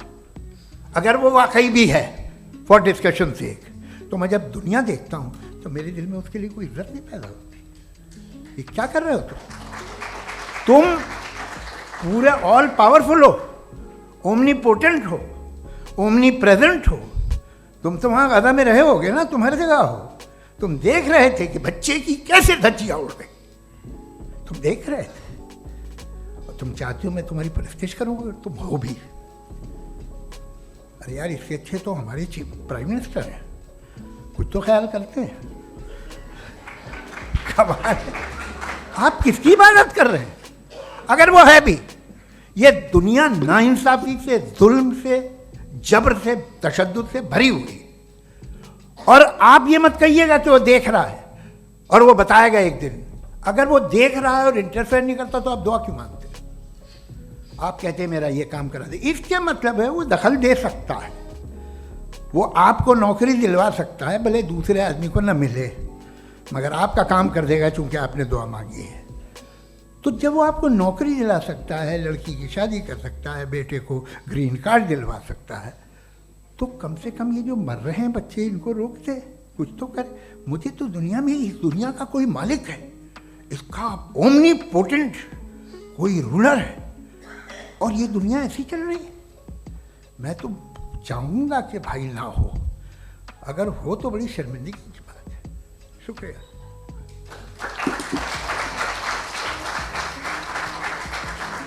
देवियों और सज्जनों, इस बहस के 2 राउंड और 2 रिबटल पूरे हो चुके हैं। अब सबसे ज़रूरी और सबसे मुश्किल राउंड शुरू हो रहा है, क्रॉस एग्जामिनेशन का। अब इन विद्वानों की सज्जनता की एक परख भी होगी और वक्त हमने 16 मिनट का तय किया है। पहला सवाल आप पूछना चाहेंगे? जी बिल्कुल। आप माइक ले लीजिएगा हाथ में, नीचे से होना चाहिए। जी मैं बोलता हूँ, ये डायस हटा सकते हैं क्या हम थोड़ा क्विकली? डायस पीछे कर दीजिए बस थोड़ा सा, है ताकि ये जो दाएं बाएं लोग बैठे हैं, इसे हटा दीजिए। अब हम वहाँ तो जाने वाले नहीं, आराम से आराम से दोनों तरफ से हटा दीजिए।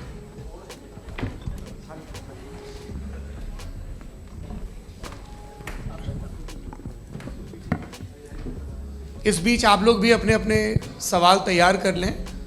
ये ध्यान रखेंगे कि मैं यहाँ से सवाल लूँगा, आप लोगों को अपना हाथ ऊपर करना है, अपना नाम बताना है और अधिकतम 3 वाक्यों में अपना सवाल पूरा करना है। कई लोग सवाल की जगह भाषण देने लगते हैं, उससे आज बचना है। जी मुफ्ती साहब, पहला सवाल आपका, 16 मिनट हैं, हम दोनों लोगों के सवाल लेंगे। जी जी बहुत शुक्रिया। आपकी जो अभी बात हुई बहुत अहम थी, मैं इसको चाहूँगा कि आगे डिस्कस करूँ, लेकिन चूँकि अभी ये वो सेगमेंट है क्रॉस एग्जामिनेशन, तो सबसे पहला सवाल आपसे ये है कि जो मैं इतनी देर से कॉन्टिंजेंसी आर्ग्यूमेंट आपको बता रहा था, ये अकल से ही बता रहा था हजरत, आप ये बताएं कि आप इन्फिनिट रिग्रेस ऑफ कॉजेस को पॉसिबल मानते हैं या नेसेसरी बीइंग के एग्जिस्टेंस को सही समझते हैं? चूंकि 2 ही ऑप्शन हो सकता है, आप ये बताएं। देखिए, आपको मैं ईमानदारी से बात करूँ, एक तो मैं कॉन्टिजेंसी वर्ड ठीक से समझता हूँ, और इस वक्त भी जो आपने अंग्रेज़ी के अल्फाज इस्तेमाल किए वो ज़रा थोड़े से मुझे डिफ़िकल्ट और कॉम्प्लिकेटेड लगे, तो आप ज़रा सिंपल ज़बान में सवाल कर सकते हैं? बिल्कुल कर सकता हूँ जी। यूनिवर्स की हर चीज़ कॉन्टिंजेंट होने का मतलब ये है कि वो अपने एग्जिस्टेंस में किसी के ऊपर डिपेंडेड है। जो भी चीज़ डिपेंडेड होगी वो चीज़ इंडिपेंडेंट नहीं हो सकती, तो उसका कोई ना कोई कॉज होगा। तो अब आप क्या समझते हैं कि ये इन्फिनिट रिग्रेस है, यानी कॉज पर कॉज, कॉज पर कॉज, कॉज पर कॉज, और कभी कोई यानी ये एंडलेसली चलता रहा? क्योंकि अगर ऐसा होगा तो हम तो एग्जिस्टेंस में आते ही नहीं। लॉजिकली ये मुत्तफक अलैह चीज़ है, मुत्तफक अलैह, अग्रीड अपॉन। इस पे हमने एग्री किया था कि मुश्किल शब्द आएगा तो अर्थ बताना पड़ेगा। तो इन्फिनिट रिग्रेस तो पॉसिबल नहीं है, तो कहीं ना कहीं आपको रुकना पड़ेगा ऐसे नेसेसरी बीइंग पर। नहीं, कोई ज़रूरत नहीं रुकने की। किसने कहा रुकना पड़ेगा? आप रुकते हैं खुदा पे? आप नहीं रुकते। आप कहते हैं वो हमेशा से, जब उस वक्त से जब वक्त नहीं था। आप कहाँ रुकते हैं कि अब हुआ था वो? आप नहीं कहते। हम क्यों नहीं मान सकते कि यूनिवर्स जो है और बल्कि मल्टीवर्सेस जो है वो हमेशा से हैं, वो बनती है, बिगड़ती है। एक हमारे यहाँ एक चीज़ है ब्लैक होल, वो समेट लेता है वापस, फिर ब्लास्ट होता है, फिर फैल जाता है। और इसमें हमारी तो खैर कोई औकात ही नहीं है इंसान की। एक छोटे से ज़र्रे पे हम 50-60 साल की उम्र रखते हैं, जो करोड़ों अरबों साल की कायनात है उसमें, और पैदा भी नहायत ही बेहुदा वजह से हुए थे। तो इसमें ये सोचना कि इसकी वजूहात और ये क्यों है, ये डिपेंडेंट है, ये हम देख रहे हैं। क्या मालूम, आप सोचिए कि ये जो फैल रही है कायनात, ये कहाँ फैल रही है, ये कहाँ जा रही है, और ये फैल क्यों रही है? अरे बना ली थी तुमने, रुको भैया काफ़ी है। ये फैल क्यों रही है? ये और कौन सी कायनात जिसे मैं दूरबीन से देखता हूँ तो 2 बिलियन लाइट ईयर पे है, उससे मेरा कोई वास्ता ही नहीं है। 2 बिलियन ईयर यानी अगर मैं 80,000 माइल्स पर सेकेंड से चलूँ तो 20 करोड़ साल में वहाँ पहुँच जाऊँगा। इसकी ज़रूरत क्या थी? ये दुनिया, ये कायनात तो इंसान अशरफुल मखलूक़ात के लिए बनाई गई ना। तो ये सब ये टर्म समझ में नहीं आया। इसमें कोई ख़ास समझने वाली बात थी भी नहीं। ये जो अल्टीमेट कहा यह जाता है कि ये जो पूरी यूनिवर्स है, ये जो दुनिया है, ये इंसान के लिए बनाई गई। अच्छा, ये सब इंसान के लिए। क्यों साहब, सही है ना? बिल्कुल, लेकिन इसका ये मतलब नहीं कि किसी चीज के पीछे रीजन आपको नहीं पता तो रीजन नहीं है, इसे कहते हैं नहीं, मुझे नहीं पता, लेकिन मेरी जिम्मेदारी नहीं है। वो बिल्कुल सही कहा था उसने, बर्टन रसल ने। आपने उसे मजाक में टाल दिया कि भाई आप एक दावा कर रहे हैं, मैं क्यों कहूं कि ये गलत है दावा? आप प्रूफ कीजिए, मेरे पे जिम्मेदारी ही नहीं है, मैंने थोड़ी कहा है।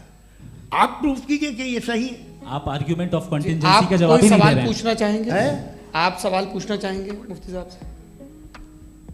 क्योंकि ये क्रॉस एग्जामिनेशन का दौर है। आप जैसे पहले बोल रहे थे फेथ को लेके कुछ, मैं ये पूछना चाहूँगा कि खुदा ने जो भी रेवलेशन किए हैं, एक मज़हब के लिए बहुत से मज़हबों में किए हैं, अलग अलग रेवलेशन है। कहीं कुछ एक बातें हैं, कॉन्ट्रडिक्शन भी है आपस में, कहीं कुछ आप कर सकते हैं, कहीं कुछ नहीं कर सकते। ऐसा नहीं है कि सबकी कोड ऑफ मॉरल एक है। तो ये किस्सा क्या है? अब आप ये देखिए कि मुझे कभी कभी लगता है कि जो फुटबॉल फाइनल होता है, लाखों लोग होते हैं, फिर वो टीवी कवर कर करोड़ों लोग, अगर उसमें खुदा की एक बूमिंग आवाज़ आ जाती, मैं गॉड हूँ, तो सारे लोग अभी सुन लेते और टीवी पे भी सुन लेते, किस्सा ख़त्म होता। ये इतनी राजदारी क्या है कि तुम सामने कुछ तो सबूत दे दो हमें सॉलिड। ये कह साहब ये यूनिवर्स कैसे बनी, इससे मसला क्या हल होगा? मैं पूछूंगा आपसे खुदा कैसे बना? क्यों नहीं पूछूंगा कैसे बना? बल्कि वो तो कायनात से कहीं ज़्यादा इंटेलिजेंट है, कायनात से कहीं ज़्यादा कॉम्प्लेक्स। जी वो हमेशा से है। आप कहेंगे मैं मान लूँगा। अच्छा, दोयम वो कादिर मुतलक, यानी कादिर मुतलक का मतलब ओमनीपोटेंट, वो जो चाहे कर सकता है। आपको नौकरी दिलवा सकता है, आपकी अच्छी जगह शादी करवा सकता है, आपके पड़ोसी का मुकदमा हरवा सकता है, आपको जिता सकता है, सब काम करता है। थोड़ा सा माइक क्लोज जी। वो इस दुनिया को चला कैसे रहा है? ये दुनिया कैसे चल रही है? आपको इस पर हैरत नहीं होती? या क़यामत के बाद कभी एक जस्टिस होगा, जब ये बच्चा मर चुका होगा, जिसकी धज्जियाँ उड़ गई बम से, इसको इंसाफ मिलेगा तब? अच्छा, अब जवाब दूं? हाँ जी, मैं वही इसीलिए आप की तरफ। सबसे पहले आपने रेवलेशन और स्क्रिप्चर्स की बात की, इस पे मैं बात कर सकता हूं, लेकिन आज नहीं करूंगा चूंकि वक्त कम है। कभी और इस पे डिस्कस करेंगे, मैं तैयार हूं उस पे भी बात करने के लिए। ये अभी से राउंड 2 की भूमिका तय हो रही है। Does God exist round 2? जी, चूंकि आज गॉड के एग्जिस्टेंस पे बात है, तो मैं उसी के रिलेटेड जो है आपके सवालात को एंटरटेन भी करूंगा और मैं भी पूछूंगा। आपने कहा कि आपने साबित ही नहीं किया, जबकि आर्ग्यूमेंट ऑफ कॉन्टिंजेंसी बुनियादी आर्ग्यूमेंट है। आप मुझे कॉन्टिंजेंसी का मतलब बताइए, आपका मतलब क्या? कॉन्टिंजेंसी कॉन्टिंजेंसी का मतलब यह हुआ कि हर वो वजूद जो किसी भी चीज का पाबंद है, हर वो वजूद या हर वो चीज जो अपने एग्जिस्टेंस में किसी भी चीज के पाबंद है और उससे बाउंड है, उसको उसकी ज़रूरत है, उस पर डिपेंड करती है, तो जाहिर सी बात है कि उसका कोई ना कोई कॉज होता है। ये तो अक्ल की बात है। ये आप रीजनिंग की बात करते हैं, मैं वही कर रहा हूं। दूसरी चीज आपने ये बात कही कि इतने बिलियन लाइट ईयर्स दूर है, उसका मेरा क्या लेना देना। फिर मेरे ख्याल से आपको ये नहीं कहना चाहिए I think therefore I am an atheist. आपको सोचना चाहिए, सिर्फ आप एक लिमिटेड दायरे में रहकर नहीं सोचें बल्कि बाहर निकलकर सोचें। आपने तीसरा सवाल किया, आपने 2-3 सवाल एक साथ। ऐसी बातें ना कीजिए, कुछ लोगों को इतराज हो जाएगा आप पे कि आप कुछ भी सोचिए। ये इजाज़त आपको है नहीं, मुझे है।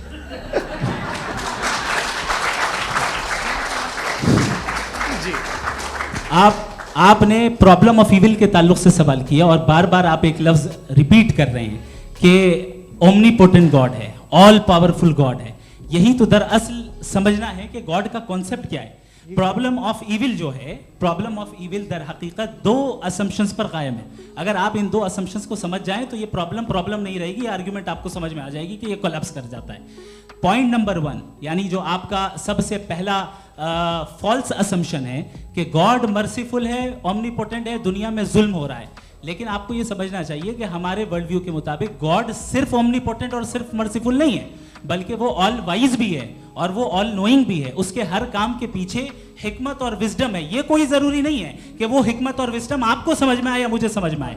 अगर आप जो समझ रहे हैं उसके मुताबिक आप फैसला कर रहे हैं, ये लिमिटेड पर्सपेक्टिव से आर्ग्यूमेंट है। और इस चीज को हम अपनी दुनिया में, अपने लाइफ में, डेली लाइफ में इस प्रिंसिपल को एक्सेप्ट करते हैं। हम जब किसी डॉक्टर के पास जाते हैं, डॉक्टर के पास जाकर वो अगर उसने हमें कोई दवाई दी है तो हम ये तो नहीं कहते कि जब तक आपके पास जितना नॉलेज और जितना विजडम नहीं है, आपने क्यों ये दवाई दी है, तब तक हम इस चीज को एक्सेप्ट नहीं करेंगे। नहीं कहते, हम उसकी अथॉरिटी को तस्लीम करते हैं। क्यों? क्योंकि उसकी हम जानते हैं कि वो नॉलेजेबल है, वो विजडम वाला है, हमसे ज्यादा नॉलेज और हमसे ज्यादा विजडम है। बताएं सर। नहीं, डॉक्टर में और खुदा में बड़ा डिफरेंस है। डॉक्टर पढ़ा लिखा होता है, एक तो मैं उसकी बात सुनूंगा। 2 ये नहीं, कुछ जवाब तो ये भी नहीं है सर। प्लीज आप अगर सब ऑडियंस से बोलने लगेंगे तो फिर मतलब नहीं सिविलाइज्ड बहस का। मतलब आप ये कहें कि चूंकि आप डॉक्टर पे बिलीव करते हैं इसलिए खुदा पे बिलीव कीजिए, क्या ये मिसाल आपको समझाने के लिए आर्गुमेंट है, इस पे आपको एतराज नहीं है। तो सिंपल बात ये है कि मैं अगर ये यकीन कर लूँ कि एक ओमनीपोटेंट, उसकी मसलहत है, ये जो बच्चे मर रहे हैं ये मसलहत है उसकी, मुझे नहीं चाहिए इसकी मसलहत। उसकी मसलहत नहीं, यही तो समझना है, मतलब एक्सपीरियंस। अच्छा, इस आपने अभी मेरी बात पूरी सुनी नहीं। मैंने कहा आपका पूरा आर्ग्यूमेंट 2 फॉल्स असम्पशंस पर है। एक फॉल्स असम्पशन मैंने बता दिया, दूसरा फॉल्स असम्पशन ये है कि इस दुनिया में इविल के होने का कोई गुड रीजन नहीं है, जबकि हमारे पास बाज रीजंस मौजूद हैं, हमारे पास बाज वजूहात मौजूद हैं। अगर इस दुनिया में इविल ना हो तो आप गुड को डिफाइन कैसे करेंगे? अगर जुल्म ना हो आप इंसाफ को समझेंगे कैसे? अगर तारीकी ना हो तो आप लाइट को समझेंगे कैसे? बहुत अच्छे। अभी और सुन लें, अभी और बाकी है। ये तो बात बहुत पसंद आई साहब मुझे कि जब तक रेप ना हो तब तक औरतों की इज्जत का ख्याल आपने मेरा जवाब पूरा सुना ही नहीं। जब तक के बच्चों का कत्ल ना किया जाए तब तक आपको बच्चों की मासूमियत की इज्जत। आपने पूरा जवाब सुना ही नहीं। क्या बात है, क्या आपने नुक्ता निकाला? आपने पूरा जवाब सुना ही नहीं। आप सुन लें, मेरी बात सुन लें। ये मैंने आपको एक चीज बताई। दूसरी चीज, इस दुनिया में हम आए हैं टेस्ट के लिए, हमारा टेस्ट हो रहा है और हर इंसान का अलग अलग अंदाज में टेस्ट होता है। और इस दुनिया में अगर इविल मौजूद है तो वो इविल जरिया है हमारे अंदर ह्यूमन नोबल क्वालिटीज को डेवलप करने का और अलग अलग फील्ड में प्रोग्रेस करने का। और अगर हमारे अंदर और इस दुनिया में इविल नहीं होता तो बताइए टेस्ट का मतलब क्या होता? अगर मैं अपने स्टूडेंट को एमसीक्यूज दूं और उसमें सिर्फ राइट आंसर लिख कर दे दूं और कहूं तुम्हारा टेस्ट हो गया, ये मीनिंगलेस है। इस दुनिया में अगर हम टेस्ट के लिए आए हैं तो जाहिर है गुड एंड इविल दोनों मौजूद है। तो अगर गुड एंड इविल दोनों मौजूद है तो ये इविल भी खुदा का बनाया हुआ है। जी हाँ, खुदा का बनाया हुआ है। लेकिन अच्छा, चलो अच्छी बात। जी बिल्कुल, तो बिल्कुल मतलब खुदा ने बनाया। अभी तो ये है कि जो मेजॉरिटी है दुनिया में वो इविल है, तो ये खुदा एक्चुअली इविल के साइड पे लग रहा है मुझे। बिल्कुल भी नहीं, मैं बताता हूं। मेजॉरिटी में तो वो है। क्या बात कर रहे हैं भाई आप? मैं बहुत कोई भी जो मुंसिफ होगा, चाहे आपका अपना घर हो जिसके आप सबसे बड़े हैं, चाहे आपकी ऑर्गेनाइजेशन हो जो आप चलाते हैं, वहाँ पर आप इवल रखेंगे साबित करने को कि बाकी लोग शरीफ हैं। मेरी बात सुनिए, क्या ये आर्ग्यूमेंट ही गलत है? अगर कि जब तक के कोई इवल नहीं होगा तब तक के शरीफ आदमी शरीफ नहीं लगेगा। अगर एग्जामिनर गलत ऑप्शन दे रहा है तो एग्जामिनर इविल नहीं हो गया, जो गलत ऑप्शन को सेलेक्ट कर रहा है वो फेल होगा। क्रिएटर ने इविल को बनाया है, लेकिन वो इविल नहीं है। अच्छा। सुनिए मेरी बात, चलिए, लेट मी कंप्लीट सर। जी, जी। क्रिएटर ने इविल को बनाया है टेस्ट के लिए, वो इविल नहीं है। इविल वो होगा जो उसे इख्तियार करेगा। छुरी को बनाने वाला गलत नहीं होता है, छुरी का गलत इस्तेमाल करने वाला गलत होता है। रेप को कैसे गलत इस्तेमाल करते हैं? रेप इंसान के फ्री विल का नतीजा है।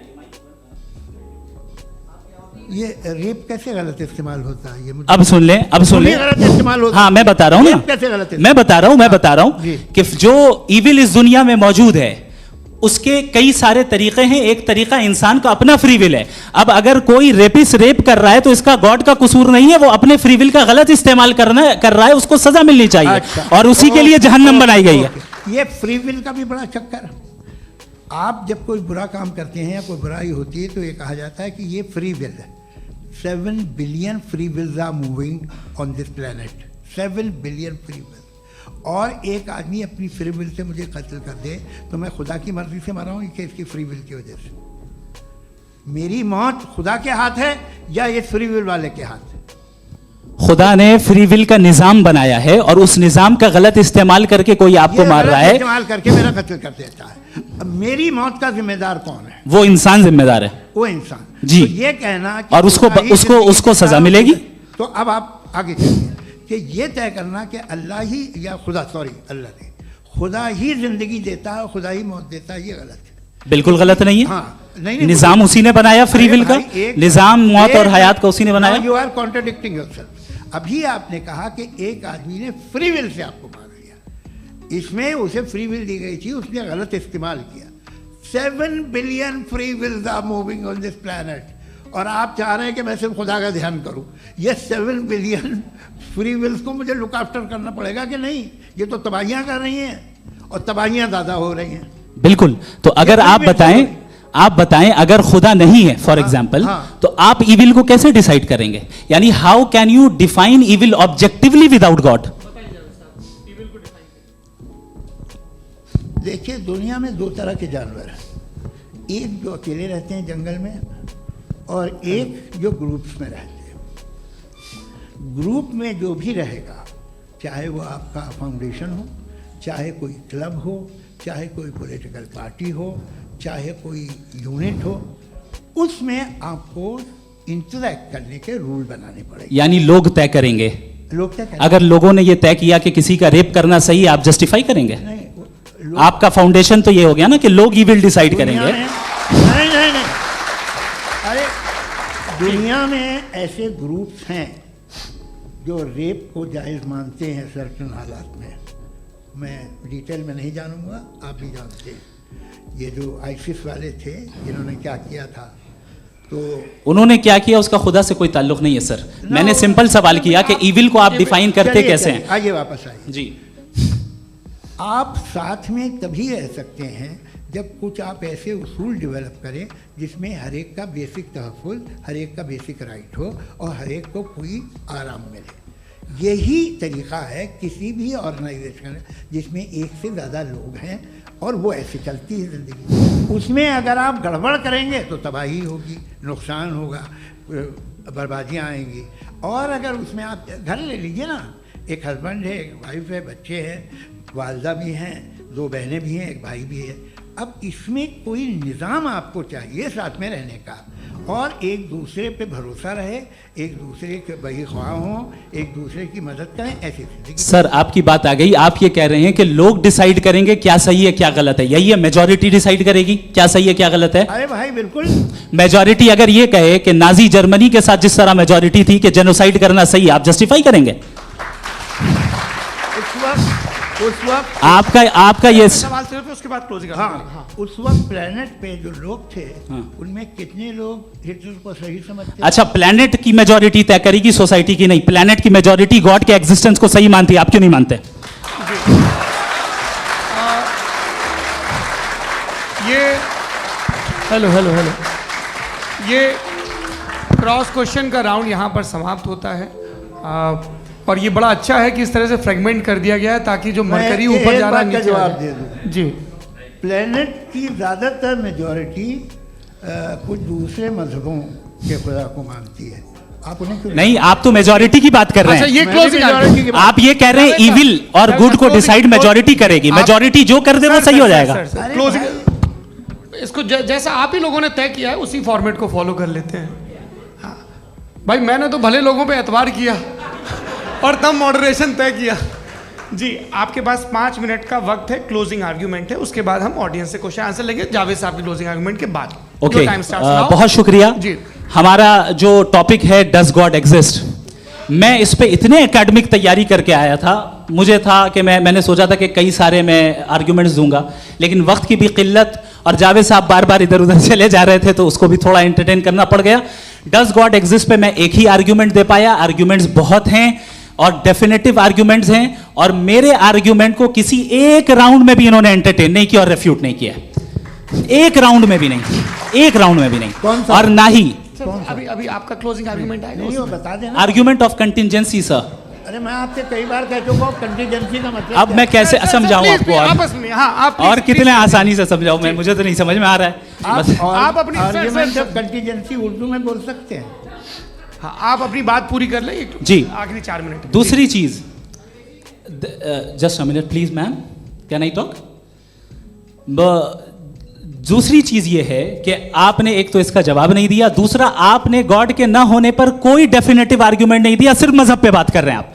मजहब तो आज हमारा टॉपिक ही नहीं था, आज तो हमारा टॉपिक हो, आप मजहब से ले लेकर आईएस तक चले गए। भाई हमारा क्या ताल्लुक है उससे? We condemn them. और उसका गॉड से क्या ताल्लुक है? अगर कोई गलत काम कर रहा है, किसी ने किसी को कत्ल किया, किसी ने किसी का रेप किया, उसको सजा मिलनी चाहिए। और आपके पास कोई भी rational strong foundation of morality नहीं है।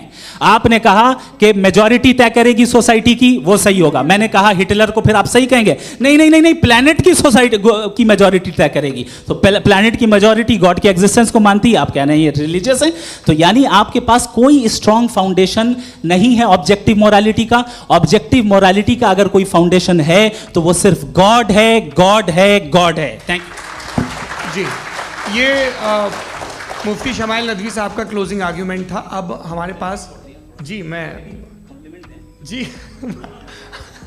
ये बड़ा अच्छा है कि दोनों लोगों को मॉडरेटर से शिकायत भी और बोल रहे हैं भाई हमारी शाबाशी भी तो करते चलो।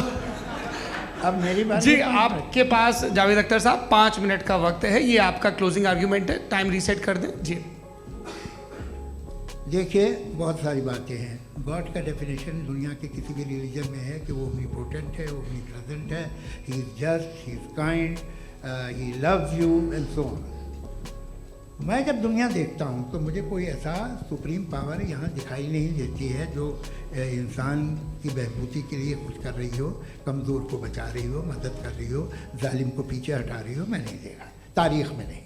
एक तो अगर है और ये देख रहा है तमाशा, तो उसका होना न होना बराबर है। दोयम ये कि ये जो है, जब आप ये कहते हैं कि कायनात जिसकी कंटीजेंसी है, मैं देखिए वो लफ्ज़ इस्तेमाल किया मैं, तो ये कैसे हो सकती है भाई? और फ़ौरन आप सरेंडर कर देते हैं कि जाहिर है कि इसका बनाने वाला तो इससे 10,000 गुना था कॉम्प्लिकेटेड होगा। उस पर आपके होने पे कोई इतराज़ नहीं है। उसे वो टाइमलेस है, वो पहले से था, टाइम तो बहुत बाद में आया। ये सब आप मानने को तैयार है जिसका आपके पास कोई सबूत नहीं, आपके पास कोई रीज़न नहीं है। आपकी तारीख क्या है मज़हबों की? बिलीफ की, जो खुदाओं का बिलीफ है, ये कॉन्स्टेंटली गलत साबित होता रहा है। मतलब आप कहें कि अरिस्टोटल के ज़माने में तो सब जाहिल थे, वो भी इतने ही यकीन से खुदा पे यकीन रखते थे, जो अब नहीं रहा। ये भी नहीं रहेगा, आप लिख लीजिए। और इसके आसार आपको दुनिया में दिखाई देना शुरू हो चुके हैं। ये बहस क्या आज से 100 साल पहले इस तरह हो सकती थी? यहाँ तक तो आपको हम ले आए हैं। तो है? सर अरे इनको मदद की ज़रूरत नहीं भाई, ये सेल्फ सफिशिएंट आदमी है, आप क्यों इनकी मदद कर रहे हैं? Sir please. तो ये जो है तमाम बातें अपनी जगह हैं। ये एक पैकेज है। आप अकेले, कोई आदमी ऐसा नहीं जो सिर्फ गॉड को मानता हो, उसके साथ बहुत पैराफर्नेलिया आता है, अलग अलग पैराफर्नेलियाज आते हैं। They have always created chaos in the society. मैं तो आपको सीधा ऑफर देता हूँ कि दुनिया में 10 इम्पॉर्टेंट बिलीव्स है। आप 1 मानते हैं, 9 नहीं मानते, 9 में आप एथियस्ट हैं, 9 को आप बिल्कुल रीजनेबली मेरी तरह देखते हैं। तो 90 मजहबी आदमी भी 90% एथियस्ट है, वो दूसरे खुदा नहीं मानता, एक खुदा मानता है अपना वाला, बाकियों को कहता है गलत है। अगर आप मानना ही बंद कर दे तो आपका 10% चांस है कि आप सही हैं और 90% चांस है कि आप गलत हैं। मेरा मशवरा है आप मानना छोड़ दिए तो 50% चांस होगा कि आप सही हैं और 50% चांस होगा, 40% आप गेन करेंगे बाय बिकमिंग एन एथियस्ट।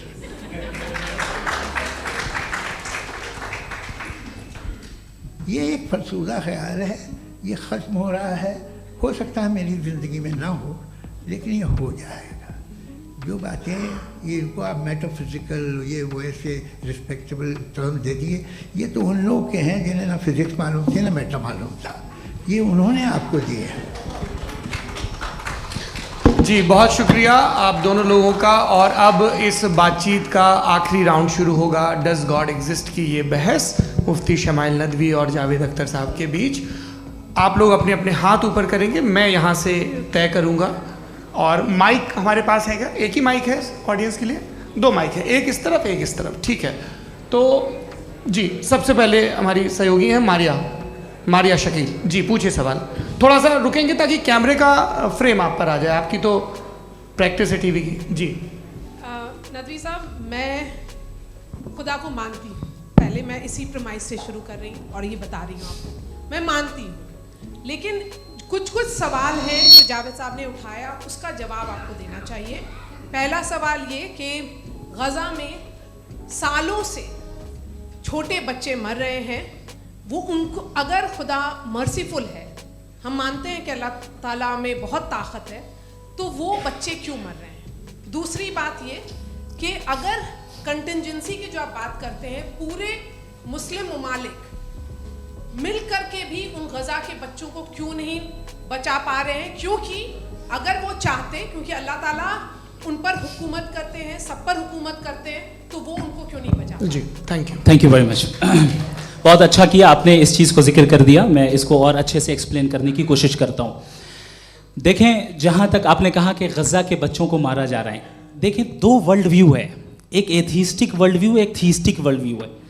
बच्चे मर रहे हैं दोनों वर्ल्ड व्यू में, लेकिन हमारा वर्ल्ड व्यू कह रहा है कि रिकॉम्पेंस है, ये कह रहे हैं कि उनका मरना बेकार जाने वाला है, कोई उसका रिकॉम्पेंस नहीं है, चूंकि इनके यहाँ आखिरत और अल्लाह का कोई तसव्वुर या गॉड का कोई तसव्वुर नहीं है। आपने ये सवाल किया कि गॉड मर्सीफुल है, क्यों नहीं रोकता? ये मैंने बताया कि ये मिसकंसेप्शन है लोगों के दरमियान कि गॉड को सिर्फ मर्सीफुल और ओमनीपोटेंट समझते हैं। गॉड के सिर्फ यही 2 एट्रीब्यूट्स नहीं हैं, गॉड के कई सारे एट्रीब्यूट्स हैं, उनमें से अल हकीम भी है, उनमें से ऑल वाइज भी है, ऑल नोइंग भी है। लिहाजा अगर इस दुनिया में किसी को तकलीफ आ रही है और गॉड उसको नहीं रोक रहा है, वो इसलिए नहीं रोक रहा है चूंकि इंसानों को फ्री विल दिया गया है।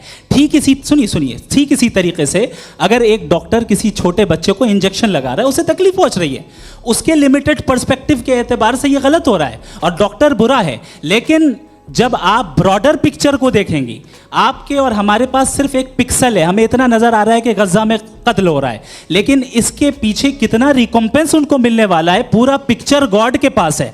तो एक पिक्सल से आप पूरे पिक्चर को कभी भी जज नहीं कर सकती। आप इसमें कुछ जोड़ना चाहेंगे? आपको कुछ बोलना है इसमें? भैया आपने बहुत अच्छा जस्टिफिकेशन दिया, या आप वो जो वहाँ के प्राइम मिनिस्टर इजराइल के उन्हें भेजिए, वो बहुत खुश होंगे। आप जस्टिफिकेशन दे देना कि अगर गॉड नहीं है तो बच्चे क्यों मर रहे हैं, आप बताएं। वो ये सवाल पूछ रहे हैं कि अगर आप ईश्वर का अस्तित्व नहीं मानते हैं तो उन बच्चों की मौत को आप कैसे इंटरप्रेट करते हैं? भाई ये दुनिया जो है, जो ताकतवर लोग होते हैं वो एक नाइंसाफ़ी करते हैं। तो ये अच्छा काम है आपके नज़दीक, तो नेचर नाइंसाफ़ी पे मबनी है। अरे मेरे भाई, आप नेचर की कहाँ बात कर रहे हैं, तो इंसान की बात। तो फिर जब मैं इंसान की बात कर रहा था, आप नेचर की बात करने लग गए। क्रॉस एग्जामिनेशन नहीं। हाँ, अब आप मुझे बोलने नहीं देंगे तो अलग बात है, आप बोलिए, मुझे कोई जल्दी नहीं। जी नहीं, ये क्रॉस एग्जामिनेशन मुझे बोल तो लेने दीजिए। जी बोलिए। क्या बात ये है कि ह्यूमन सोसाइटी तभी साथ में रह सकती है जब वो मोहब्बत से, एकता से, एक दूसरे के एहतराम करके रहे। इसके अलावा पॉसिबल नहीं है, अकेले तो इंसान रह ही नहीं सकता। वहाँ पर कुछ लोग हैं जो फाउल करते हैं, वो फाउल हम हमेशा से तारीख में होता आया है। आज ये हो रहा है, जो हो रहा है बहुत बुरा हो रहा है, बहुत जालिमाना है, बहुत जाबराना है। उसको आप कहें कि ये बच्चों को कॉम्पनसेशन मिल जाएगा या इसकी इंजेक्शन है, इंजेक्शन तो हेल्थ के लिए दिया जाता है। आप ये कह रहे हैं कि ये बच्चों की जो धज्जियाँ उड़ रही हैं ये इंजेक्शन है, ये टेस्ट है, ये टेस्ट है और उस टेस्ट में उनको अगले ऐसा रिकॉम्पेंस मिलेगा जो आपके तस्वुर के बाहर है। ये आप 3 बरस के बच्चे को बारूद से उड़ा के टेस्ट ले रहे हैं, वाह। वो नहीं ले रहा है, खुदा नहीं उड़ा रहा है, इजराइल उड़ा रहा है। जी, ये तो उसको कंडेम अगला करें। सवाल लेते हैं, अगला सवाल लेते हैं प्रोफेसर पुरुषोत्तम अग्रवाल। मुफ्ती साहब, एक निवेदन आपसे है कि कम से कम थोड़ा सा माइक क्लोज एक रिलीजियस और फिलोसफिकल कर मैं प्लीज। एक रिलीजियस और फिलोसफिकल ट्रेडिशन है जो ब्रह्मांड को यानी यूनिवर्स को ही अंतिम मानती है। सर्वम खलु इदम ब्रह्मम, this is Chandogya Upanishad and it completely rules out the existence और नेसेसिटी, आपके शब्दों में necessity of a creator. The creation itself is the creator. तो एक मिनट प्लीज। दूसरा जो सवाल आपने अभी जो आप बार बार कह रहे हैं कि भगवान विद्वान भी है, वाइज, सब जानने वाला, तो अगर विजडम में दुनिया भर के पापों और अत्याचारों को बर्दाश्त करना शामिल है तो फिर इसका मतलब ये हुआ कि अगर मैं फ्री विल से उसको अपोज करता हूं तो ईश्वर की विजडम और मेरी फ्री विल में कॉन्ट्राडिक्शन है। Because when I am opposing whatever is happening in Gaza, then I am opposing the God's will और गॉड्स विजडम। जवाब लेते हैं क्योंकि तो गॉड की विजडम, एक मिनट सर प्लीज सर, ये एक जुमला, गॉड की विजडम है कि गाजा में जो कुछ हो रहा है वो हो रहा है, मैं उसको अपोज कर रहा हूं तो मैं गॉड की विजडम के खिलाफ जा रहा हूं। एक सवाल। दूसरा ये नहीं, आपने 2 ऑलरेडी। सर आप और सवाल कर लें, लेकिन मुझे 2 जवाब दे सर, दीजिए। सर, पहले आपने ये कहा, सुनिए मेरी बात सुनिए। भाई इजराइल के गॉड के मुताबिक तुम्हारा ठीक हो रहा है ना? नहीं हो रहा है, ठीक नहीं हो रहा है, मैं बता रहा हूँ क्या हो रहा है। आप तशरीफ रखें, मैं बता रहा हूँ क्या हो रहा है। Let me complete please. एक सेकंड गाइस, एक सेकंड। ये देखिए, ऐसा है कि ये सब बड़ा आपस में विचार विमर्श के बाद ये तय हुआ था कि कुछ नियम बना लिए जाएं ताकि एक टाइम बाउंड बातचीत चले। और भाई साहब, आप बड़ा ज़रूरी काम कर रहे हैं लेकिन कैमरे के फ्रेम में आके उस काम को गड़बड़ कर दे रहे हैं। ठीक है गुरु, अब मेरे को कहीं का गुस्सा कहीं निकालना था, सॉरी। नहीं, कोई गुस्सा नहीं है जी। तो प्रोफेसर ने सवाल पूछे, आप उनके जवाब दें और थोड़ा ये सब लोग थोड़ा ख्याल रखें भाई, सवाल संक्षिप्त रखें जी। आपने 2 सवाल किया। सबसे पहला ये कहा कि हमारे पास ये कॉन्सेप्ट है कि ये यूनिवर्स खुद नेसेसरी बीइंग है, creation itself is the creator.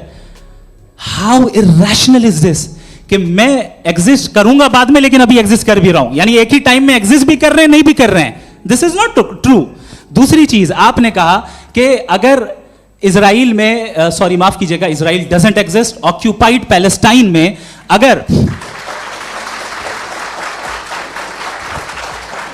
अगर ऑक्यूपाइड पैलेस्टाइन में बच्चों को मारा जा रहा है फ्री विल की वजह से और गॉड नहीं रोक रहा, ये कॉन्ट्रडिक्शन है। ये बताइए कि एक एग्जाम में एक बच्चा गलत आंसर लिख रहा है, सुनिए, एग्जामिनर चाहे तो रोक सकता है, क्यों नहीं रोक रहा है? ये कॉन्ट्रडिक्शन है, ये कॉन्ट्रडिक्शन नहीं है। माइक नहीं सर, ये आपस में जी, ये क्या आपका सवाल? माइक दीजिए। फ्री विल दिया गया है टेस्ट के लिए, अकाउंटेबिलिटी के लिए। अगर फ्री विल नहीं होता तो आप कहते हैं हमें रोबोट बना दिया गया। नॉट मिसरिप्रेजेंट माय पोजीशन, आपकी जो भी पोजीशन, मैं अपनी फ्री विल के नाते, अपने ह्यूमन विजडम के नाते गाजा में हो रही अत्याचार का विरोध करता हूं। बिल्कुल करना चाहिए। आपके हिसाब से मैं गॉड की विजडम का विरोध कर रहा हूं? बिल्कुल नहीं, जो हो रहा है गॉड, बिल्कुल भी नहीं, बिल्कुल भी नहीं। उसका वहां पर गाजा में कत्ल होना ये इंसानों के गलत इस्तेमाल का नतीजा है, फ्री विल के इस्तेमाल का नतीजा है। गॉड इसका हुक्म नहीं देता, उससे रोकता है। यही तो मसला है ना, आपके लिए कॉन्सेप्ट क्लियर? नहीं भाई, आपने तो बताया था इंजेक्शन लगाने से बच्चे को तकलीफ होती है, ये इंजेक्शन लगा। सर आप ऐसे रेटोरिक स्टेटमेंट दे तब तो कोई मसला नहीं समझते रहेंगे। This is a rhetoric statement, this is not a logical argument sir. I am sorry, I am sorry. आखिरी 30 मिनट बड़े मुश्किल होने वाले हैं जी। मुफ्ती साहब आगे बैठे हैं, इनको माइक दीजिए। हाँ, तरुण माइक आप अपने पास रखिए, आपको कैमरे का फ्रेम पता है जी। सबसे पहले दोनों को मुबारकबाद। एक सर अपना आप नाम बता दें। आप अमेरिका में शिकागो में रहते हैं, इतना मुझे याद है। बताया आपको, यासिर नदीम अलवाजदी मेरा नाम है। जावेद सर आपसे एक क्वेश्चन है इन्फिनिट रिग्रेस के ताल्लुक से। एक हाइपोथेटिकल सिनेरियो है, मसलन अगर आप सर माइक थोड़ा सा प्लीज क्लोज रखिए जी।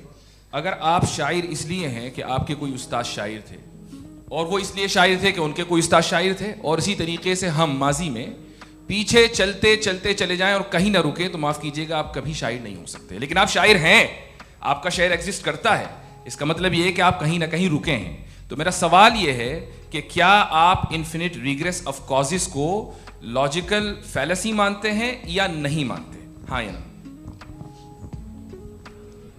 मैं इन्हें लॉजिकल फैलेसी नहीं मानता हूँ, लेकिन मेरा प्रॉब्लम यह है कि जब मैं नहीं मानता हूँ तो I will continue with this logic जो फैलेसी नहीं हो। आप एक जगह रुक जाते हैं जाके, आप कहते हैं ये गेंद कैसे बनी, ये जजीरा कैसे बना, ये समंदर कैसे बना, ये ज़मीन कैसे बनी, और अचानक गॉड पे जाके आपको ब्रेक लग जाता है। एक बार आप सवाल नहीं करते कि भाई इनको बनाने वाला तो इनसे भी कॉम्प्लिकेटेड होगा, वो कैसे बना, उसके बारे में आपने इत्मीनान कर लिया, वो हमेशा से है। तो अगर आप उसे हमेशा से मानते हैं तो फिर ये मान लीजिए कि कायनात हमेशा से है, क्या तकलीफ फिर हम वजूद में नहीं आते जी है?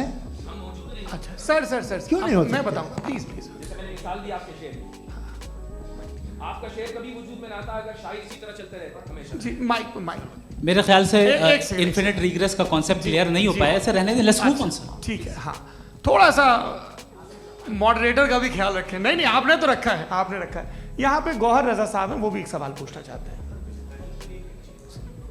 माइक यार नीचे से ऑन कर दिए नीचे। पहले तो ये कह दूं कि मैं उन बच्चों से शर्मिंदा हूं जिनको गज़ा में कत्ल किया गया, क्योंकि हमारे होते हुए कत्ल किया गया। लेकिन उससे ज़्यादा शर्मिंदगी इस बात से हुई कि मुझे लगा कि मुफ्ती साहब उसको जस्टिफाई कर रहे हैं। बिल्कुल भी नहीं, आप बहुत ही गलत मुझे बात लगा मैं गलत हो सकता हूं। बिल्कुल गलत मैं है। सवाल पूछ रहा हूं, सवाल मैं देखिए, सवाल अगर पूछ रहा हूं। एक मैं जावेद भाई से डिसएग्री करता हूं। एक सेकंड देखिए, अगर देखिए ऐसा एक सेकंड आप सर वेट अरे आप कुछ मेरे पहले मुझे अपनी बात कह लेने दीजिए। अगर ऑडियंस तय करेगी तो फिर मॉडरेटर का मतलब नहीं। मेरा आप सबसे ये कहना है, ये बहस दो लोगों के बीच में है, एक तरफ मुफ्ती साहब, एक तरफ जावेद साहब। पिछले 1.5 घंटे से ये लोग अपने अपने तर्क रख रहे हैं। आपकी इनसे इत्तेफाकी हो सकती है, ना इत्तेफाकी हो सकती है।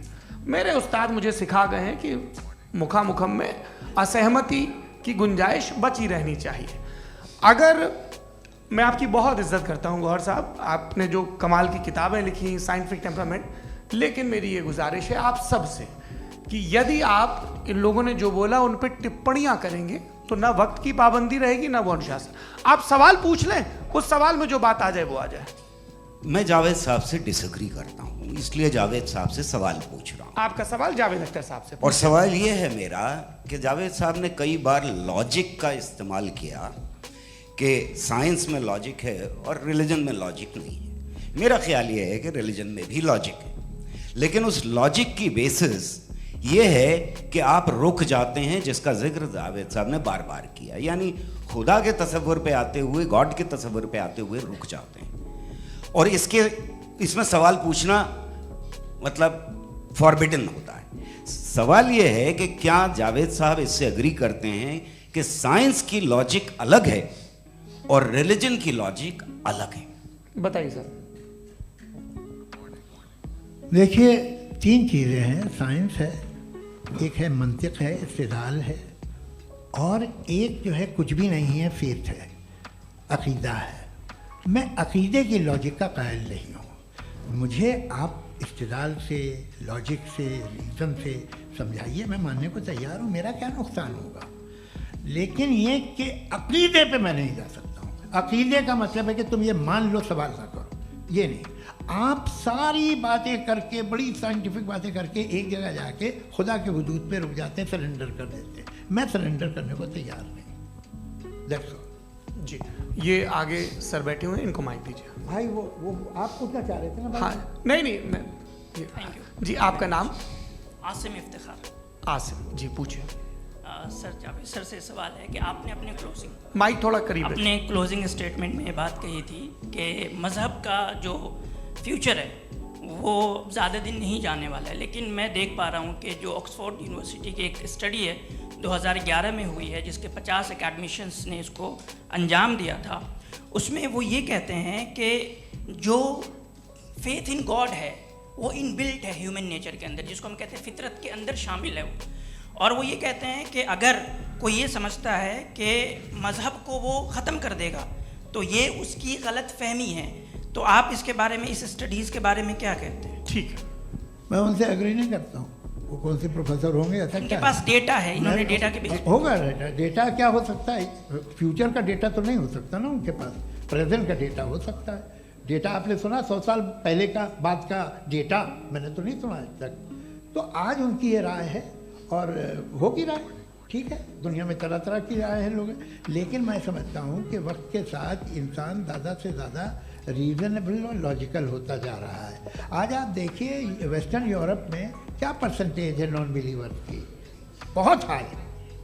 वहाँ चर्च खाली पड़े होते हैं। तो अल्टीमेटली तो इंसान कोई ऐसी बात बहुत अरसे तक नहीं मान सकेगा, चाहे गलत या सही, जो उससे उसके दिमाग को, उसके जहन को, उसके लॉजिक को अपील लगे।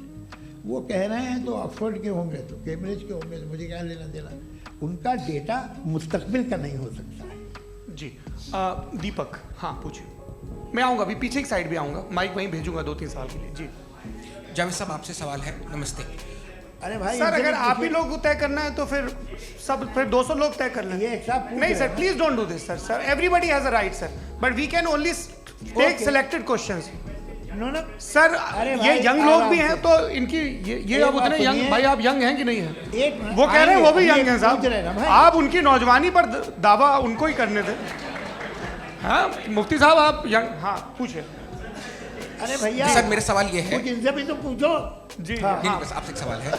जैसे थीस्टों के पास अपने जो ईश्वर को मानते हैं उनके पास अपने सोशल गेट टुगेदर्स हैं। 5 रोज़ आज क्रिसमस आने वाला है, होली है, दिवाली है, ईद है। एथिस्ट क्या ऑफर कर रहे हैं? मतलब मैं इनकी दुकान से मैं आना चाहता हूँ उस तरफ, पर मैं अट्रैक्ट नहीं हो पा रहा हूँ। मैं सोशल गेट टुगेदर्स क्या है आपके पास? वो ये कह रहे हैं कि जो धार्मिक लोग हैं, अलग अलग धर्म के लोग, उनके उत्सव त्योहार कॉन्ग्रीगेशन बहुत हैं। अब आपको मैं एक सुनाता हूँ, यहाँ हिस्टोरियन भी बैठे हैं। मृदुला जी आप बताइएगा सही है क्या? ये एक कॉन्स्टेंटाइन, एक ग्रीक रोमन बादशाह था जो क्रिश्चियनिटी आने के 400 साल बाद उसने डिसाइड किया कि मैं क्रिश्चियन हो जाऊंगा, मेरी पूरी स्टेट कैंसिल हो जाएगी। उस ज़माने में ऐसे ही होता था, राजा जो धर्म इख्तियार करता था वो जनता भी कर लेती थी। इसलिए कि वो हो गया था बैंकक्रप्ट, और उसे जो मेडिटेरियन कोस्ट के रिच क्रिश्चियन वो थे मर्चेंट, उससे पैसा चाहिए था। तो उसने कहा यार क्रिश्चियन हो जाओ। तो उसने अपने वजीर से कहा कि भाई ये हिस्ट्री है कि अब हम लोग क्रिश्चियन हो जाते हैं। पहले सर हो जाएंगे, कोई प्रॉब्लम नहीं है, लेकिन एक प्रॉब्लम ये है कि 17 दिसंबर से 25 दिसंबर तक जो पेगन फेस्टिवल होता, जो पेगन थे वो लोग, जो फेस्टिवल होता है वो बंद हो जाएगा, इसलिए कि हम क्रिश्चियन हो गए तो होगा नहीं। तो वो बच्चों को बहुत बुरा लगेगा, पब्लिक को बहुत इन्जॉय करते हैं, खासतौर से 25 तो मेन डे। उसने कहा हाँ ये तो सही कह रहे हो। ये जीसस क्राइस्ट की पैदाइश कब थी? पहले साहब वो अप्रैल में थी। नहीं कट करो, वो 25 दिसंबर को है। ये हकीकत है। और 400 साल बाद क्रिश्चियनिटी के अप्रैल से दिसंबर ले आए, और इसलिए कि यहाँ पेगन फेस्टिवल होता था। अब मनाते हैं आप आराम से। ये जो सारे फेस्टिवल हैं ये रिलीजन से, हर एक को एक इंटरटेनमेंट डिपार्टमेंट चाहिए होता है अपनी कंपनी चलाने के लिए। तो ये रिलीजन ने, ये सेकुलर त्यौहार थे जिन्हें रिलीजन्स ने ले लिया है। ये मौसम के थे, फसलों के थे, किसानों के थे, उसको आपने लेके रिलीजियस रंग दे दिया। ये कोई रिलीजन से थोड़ी आए आप। अच्छा हमें देखिए, हम तो मुल्द हैं, हम ईद मनाते हैं, हम दिवाली मनाते हैं, हम होली मनाते हैं, हम क्रिसमस मनाते हैं। बम्बई की फिल्म इंडस्ट्री की सबसे बड़ी होली हमारे घर में, सबसे बड़ी ईद हमारे घर में। वो हमारी सोशल वो है, हमारा हेरिटेज है। ऐसा थोड़ी है कि we will throw the baby along with the water. ये तो अच्छी चीज़ है, इन्हें रखो, जो बेकार है फेंक दो। जी हाँ हेलो जी, मेरा सवाल नादवी जी से है। जैसा कि आपने बोला कि गॉड टाइम के भी परे हैं और गॉड इतनी कॉम्प्लेक्स चीज़ है कि उसे ह्यूमन माइंड समझ नहीं सकता, और गॉड ने अर्थ पे फ्री विल भी दे दी है, तो आप अपना वक्त ज़ाया क्यों कर रहे हैं गॉड के बारे में बात करके? अपन को तो बात करनी चाहिए कि सोसाइटी को बेहतर कैसे करें। जी, मैं गॉड वही बताता है सोसाइटी को कैसे बेहतर करें। अभी मैं आपका जवाब देता हूँ। आपने कहा कि टाइम पे वो एग्जिस्ट नहीं करता, सो जैसा आपने बोला कि गॉड बहुत ही कॉम्प्लेक्स चीज है। मैंने और कहा ही नहीं कि कॉम्प्लेक्स है, तो आपके अल्फाज हैं। कॉम्प्लेक्स का लफ्ज गॉड के लिए सुइटेबल नहीं है। क्यों? क्योंकि कॉम्प्लेक्स वो चीजें होती हैं जो ऑब्जेक्ट हो। God is not an object जिसको आप इंस्ट्रूमेंट के जरिए लेबोरेटरी में जाके टेस्ट करें, oh it's very complex. No, वो कोई कार का इंजन नहीं है। मेरा वो सवाल फिलोसॉफिकली नेसेसरी बीइंग ऐसी बीइंग है जो सिंपल बीइंग है। हाँ, आप उसको मुकम्मल तौर पे उसकी तमाम हिकमतों को जान ले और हर चीज को जान ले, ये पॉसिबल नहीं है, क्योंकि वो ऑल वाइज है, आप ऑल वाइज नहीं है, और वो खुदा है, वो आपको सारी चीजें बता दे, ये जरूरी नहीं। मेरा सवाल ये नहीं था, मेरा सवाल ये था कि जब गॉड इतना परे है इस दुनिया से कि उसने अर्थ पे फ्री विल भी दी है, हम सब ह्यूमंस की फ्री विल है, और जो सोसाइटी में हो रहा है वो अपन लोग डिसाइड करेंगे, तो अपन लोग डिसाइड नहीं करेंगे ना, अपन लोग डिसाइड नहीं करेंगे। गॉड जो है, गॉड ने वो उसकी जात, उसकी एग्जिस्टेंस टाइम एंड स्पेस से परे है, लेकिन वो हमारा टेस्ट ले रहा है और उसी गॉड ने हमें बताया कि तुम्हें क्या करना है क्या नहीं करना है, तो जाहिर है उस गॉड की बात सुनेंगे ना हम। जी, वो पीछे एक चश्मा लगाए जो मैम खड़ी हैं, उनको दीजिए। हाँ, आप जी जी बिल्कुल आएंगे। देखिए मैं कोशिश कर रहा हूँ सब तरफ जाने की। हाँ, उनको दीजिए माइक। जी, हेलो सर, मैं ओमनी प्रेजेंट नहीं हूँ, टाइम पाबंद हूँ और जहाँ तक कोशिश कर सकता हूँ करूँगा। जी, अपना नाम बताइए। मेरा नाम उर्सुला है, मैं दिल्ली यूनिवर्सिटी की एक स्टूडेंट हूँ और मैं स्टूडेंट फेडरेशन ऑफ इंडिया से हूँ। मेरा सवाल मुफ्ती जी से है कि इस हॉल के इस कमरे में बैठ के हम लोग रेप की मोरालिटी के बारे में फिलोसफिकली बात तो कर सकते हैं, बट असलियत ये है कि रोज़मर्रा की ज़िंदगी में औरतें रेप के थ्रू गुजरती हैं, और हम लोग सिर्फ नंबर्स पे इस तरह नहीं देख सकते, क्योंकि कितनी औरतें हैं इन कंट्रीज़ में जहाँ पे आप बता रहे हैं कि केसेस कम हैं, जिनका एक्सेस है कि वो जाके केस फाइल कर सकें। कितनी औरतें हैं जो जिनको काम करने की आज़ादी है उन कंट्रीज़ में। यूरोप में ये आज़ादी आ गई, यूरोप में ये रूल्स आ गए, तो हम आज उसके बारे में बात कर पा रहे हैं। जी, जवाब। आपने ये कहा कि कमरे में बंद होकर हम लोग इस पर फिलोसफिकली बात कर सकते हैं, लेकिन हकीकत में क्या हो रहा है, वो ग्राउंड लेवल पे क्या हो रहा है जो बहुत गलत हो रहा है, और वो सफ़र कर रही हैं। आई एग्री, बहुत गलत हो रहा है, और जो गलत हो रहा है उसको हमें रोकना है। और क्यों रोकना है, वो गलत क्यों है, हमारे पास इसका ऑब्जेक्टिव फाउंडेशन है, इनके पास उसका ऑब्जेक्टिव फाउंडेशन नहीं है। मैं ये कहना चाह रहा हूँ कि जहाँ पे भी जुल्म हो रहा है, जहाँ पे भी औरत पे जुल्म हो रहा है, या उसकी इज्जत लूटी जा रही है, या उसे तकलीफ पहुँचाई जा रही है, और सिर्फ औरत नहीं, किसी इंसान के ऊपर भी जुल्म हो रहा है, तो उसके खिलाफ खड़ा होना, ये मॉरलिटी हमारे पास गॉड के पास से आई है। वरना जावेद साहब तो कह रहे हैं कि जो है मेजॉरिटी डिसाइड करेगी, तो मेजॉरिटी तो कभी भी बदल सकती है। क्या आप ये थोड़ी सी आपको गलतफहमी है। मैं अगर मेरे जुमले से ये मतलब निकला या मैंने कहा, तो ये जुमला मैं वापस लेता हूँ, ये मेरा मतलब ही नहीं था कि मेजॉरिटी डिसाइड करेगी। मेजॉरिटी डिसाइड करे तो दुनिया में बड़ी, वैसे आपने कहा था ये जुमला, अच्छा हो सकता है, मैं मान रहा हूँ, बाद में रिकैप कर लेंगे। अरे एक सेकंड, मैं अपनी एक्सप्लेनेशन देता हूँ। मुनासिब बात यह है कि हम सब के सब दिल में जानते हैं कि क्या अच्छा है क्या बुरा है, हमें पता है अच्छी तरह से। जो लोग बुरे काम करते हैं उन्हें भी मालूम अच्छा क्या। यही तो सवाल था हजरत कि फिर ये मोरालिटी आई कहाँ से? Cross examination. हाँ जी, हाँ। मोरालिटी साथ रहने की डिजायर से आई है, यानी साथ रहकर जो कुछ कह दे, जो कुछ कर दे, वो हो जाएगा? नहीं नहीं, तो आप कायदे से रही कर सकते हैं जब तक लोगों में मोरालिटी हो, वरना क्यास हो जाएगा। ये आपको कैसे पता? जी, हमने देखा ना, जहाँ मोरालिटी का क्यास हो गया, हम देखते हैं। कहाँ पे देखते भाई? तो दुनिया में आप जो कह रहे हैं, आप कहीं पे अगर गलत हो रहा है, इस बहस तो के उसको बाद आप मैं गलत देखिए। आप एपिस्टेमोलॉजी की बात कर रहे हैं, मैं ओंटोलॉजी की बात कर रहा हूँ। मैं इस बहस के बाद आप दोनों लोगों को चाय पे होस्ट करूंगा, वहां पे क्रॉस एग्जामिनेशन कर लीजिएगा। अभी ऑडियंस का हक मार रहे हैं आप लोग भाई, सर जस्ट लोग हैं आप लोग। और ये भाई ये हाँ, उधर आएंगे, जी सर आएंगे। अच्छा सर, मेरा नाम लईकुर रहमान है और मैं अलीगढ़ मुस्लिम यूनिवर्सिटी का स्टूडेंट हूँ, और जहाँ तक मुझे पता है कि sir you are also product of Aligarh Muslim University. मैं भी उसी चमन का बुलबुल। हाँ सर, तो बहुत खुशी हुई मुझे जान करके कि मैं आपसे मिलूंगा। सवाल सर, मेरा सवाल यह है, सर सैयद अलैहिर्रहमा का नज़रिया यह था कि खुदा के वजूद को अक़ल के दायरे में रह कर के तलाश करना, न कि पूरी तौर से उसका इनकार कर देना। Sir, how will you define it? नहीं तो ये तो आप इन्हें बताइए। ये सर, सवाल अक्ल में रह आपसे। के खुदा का वजूद साबित कर रहे हैं। तो सर आपने सर सैयद इनकार ने किया। कर रखा है, इस वजह से मेरा क्वेश्चन उन्होंने यही सर से एक सेकंड, सर सैयद ने यही कहा ना कि अक्ल से आप खुदा के वजूद को साबित नहीं कर सकते, यही कहा ना भाई। वो उन्होंने कहा कर सकते हैं और वो कर दिया गया आज। वो फोन दो। तलाश करना या साबित करना अक्ल से अक्ल से नहीं हो सकता। अरे सवाल तो सुन लीजिए जी। अक्ल से नहीं हो सकता है, यही कहा ना आपने। अक्ल से हो सकता है। अरे वो यही कह रहे हैं भाई, आप बता रहे हो सकता है, वो तो कुछ और। आप अगर सर देखो नौजवान फोन ले लो, वो इतनी कमाल की यूनिवर्सिटी है। अरे भाई दे दो उन्हें जरा, एक मिनट दे दो भाई माइक। मेरी बात सुनो, नहीं, माइक मैं पे समझ- बोलो ताकि जो लाखों लोग देख रहे हैं माइक दे दो ना। अरे देंगे ना माइक, तुम ठहरो तो। हाँ सर मेरा सवाल ये था कि सर सैयद अलैहि रहमा का एक नज़रिया था अपना कि खुदा का जो वजूद है उसको अक़ल के दायरे में रह कर के तलाश करना है, न कि पूरे तौर से इनकार कर देना है। ये उनका कॉन्सेप्ट था। लेकिन मेरा सवाल ये है कि आप इसको कैसे डिफाइन करते हैं, एक्सप्लेन कैसे करेंगे, मैं आपसे जानना चाहता हूँ, क्योंकि you are the product of Aligarh Muslim University. मुझे अक्ल के दायरे में रख के मैंने बहुत तलाश की, मुझे मिला नहीं। हाँ ये इधर वो चश्मा लगाए जो, हाँ उनको दे दीजिए।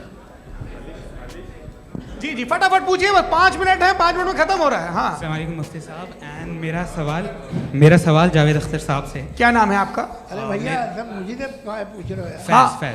फैज पूछिए फैज साहब। तो मेरा सवाल ये है कि अभी जो एथियस्ट है वो problem of evil argument use कर रहे हैं अगेंस्ट मुस्लिम्स, राइट? कि इस दुनिया में इतना सारा ईविल है और अगेंस्ट मुस्लिम तो यहाँ अगेंस्ट थियस्ट। हाँ थोड़ा सा करेक्ट कर लीजिए भाई। पूरी मशक्कत ही इसी बात की थी कि किसी एक मजहब पे बात ना टिके।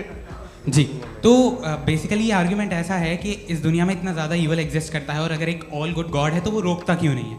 लेकिन इस सवाल में एक हिडन अजम्पशन ये है कि इस दुनिया में ईवल एग्जिस्ट करता है। अब एथियस्ट ये कैसे ऑन्टोलॉजिकली प्रूव कर सकते हैं कि इस दुनिया में ईवल एग्जिस्ट करता है? मैं आपको बताता हूँ, थोड़ा सा समझा। नहीं सर हम लोग इनको सुनने आए। नहीं please don't do that. I want to explain ontologically. नहीं हम समझ गए सर, इनको अब जवाब देने दीजिए। अच्छा सवाल पूछ लो। मैं अभी तक क्या था वो मैं थोड़ा सा ऐड ऑन कर लेता हूँ। तुम गुरु, तो हम जब इसका राउंड 13 करेंगे ना तब तुमको स्टेज पे बिठाएंगे। जी तो हाँ जल्दी से। तो देखिए एथियज्म के हिसाब से सब कुछ रैंडमली बन गया है, सब कुछ एटम्स और मॉलिक्यूल्स है। एक पत्थर में और मुझ में सिर्फ इतना फर्क है कि हम लोग एटम्स और मॉलिक्यूल्स का अलग अलग रीअरेंजमेंट है। अब एक पत्थर को कोई इंसान तलवार से 2 टुकड़ों में काट दे या मुझे, according to atheism it is same. There is no evil and good according to atheism. जी अच्छा फैज साहब का सवाल ये है कि हाँ कोशिश भी करते तो इससे गलत सवाल नहीं कर पाते।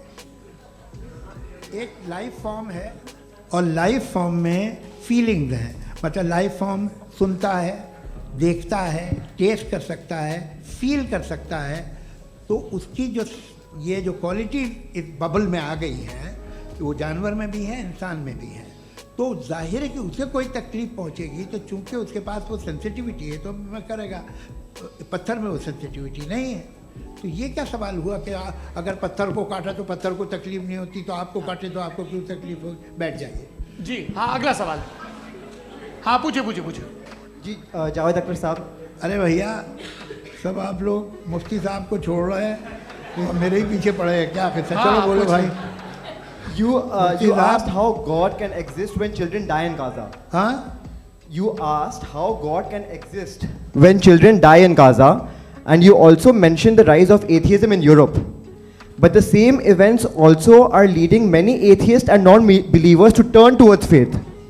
How do you interpret this contradiction, where suffering pushes some away from God, yet brings others closer to belief? देखिए आपको एक बात बताऊं, दुनिया परफेक्ट तो कहीं भी नहीं है, हर जगह कुछ खामियां हैं। बेटा एक मिनट, आप ही को कहेंगे। देखो वो तो कुछ खामियां, कमज़ोरियां, खराबियां सब जगह है। लेकिन अगर देखोगे ईमानदारी से कि दुनिया सबसे ज़्यादा महज़ब कहाँ है, एक आम शहरी को कहाँ हुकूक हासिल हैं, वो बोल सकता है, अपनी मर्ज़ी से काम कर सकता है, अपनी मर्ज़ी से राय दे सकता है, हुकूमत के ख़िलाफ़ बोल सकता है, बरसरे इक़्तिदार लोगों के बारे में बोल सकता है, सरमायादारों के ख़िलाफ़ बोल सकता है। तो आपको ये स्कैंडिनेवियन कंट्रीज़ में मिलेगा, वेस्टर्न यूरोप में मिलेगा। मैं नहीं कह रहा वो परफेक्ट है, बिल्कुल नहीं, वहाँ बहुत ख़राबियाँ भी हैं, परफेक्ट तो कोई। लेकिन जिन जिन मुल्कों में, लैटिन अमेरिका देखो, गल्फ देखो, वहाँ पर आपको ये ज़रूर है कि रेप नहीं होते होंगे। रेप की ज़रूरत क्या है भाई? उसको तो ख़रीद लो, घर में रखो, सड़क पर रेप करने की क्या ज़रूरत है? मगर सुनिए, मगर हकीकत ये है कि वहाँ शख्सी आज़ादी राय देने की, बोलने की नहीं है। जी, ये एक आखिरी सवाल मुफ्ती साहब से। हाँ मैम, इनको माइक दीजिए।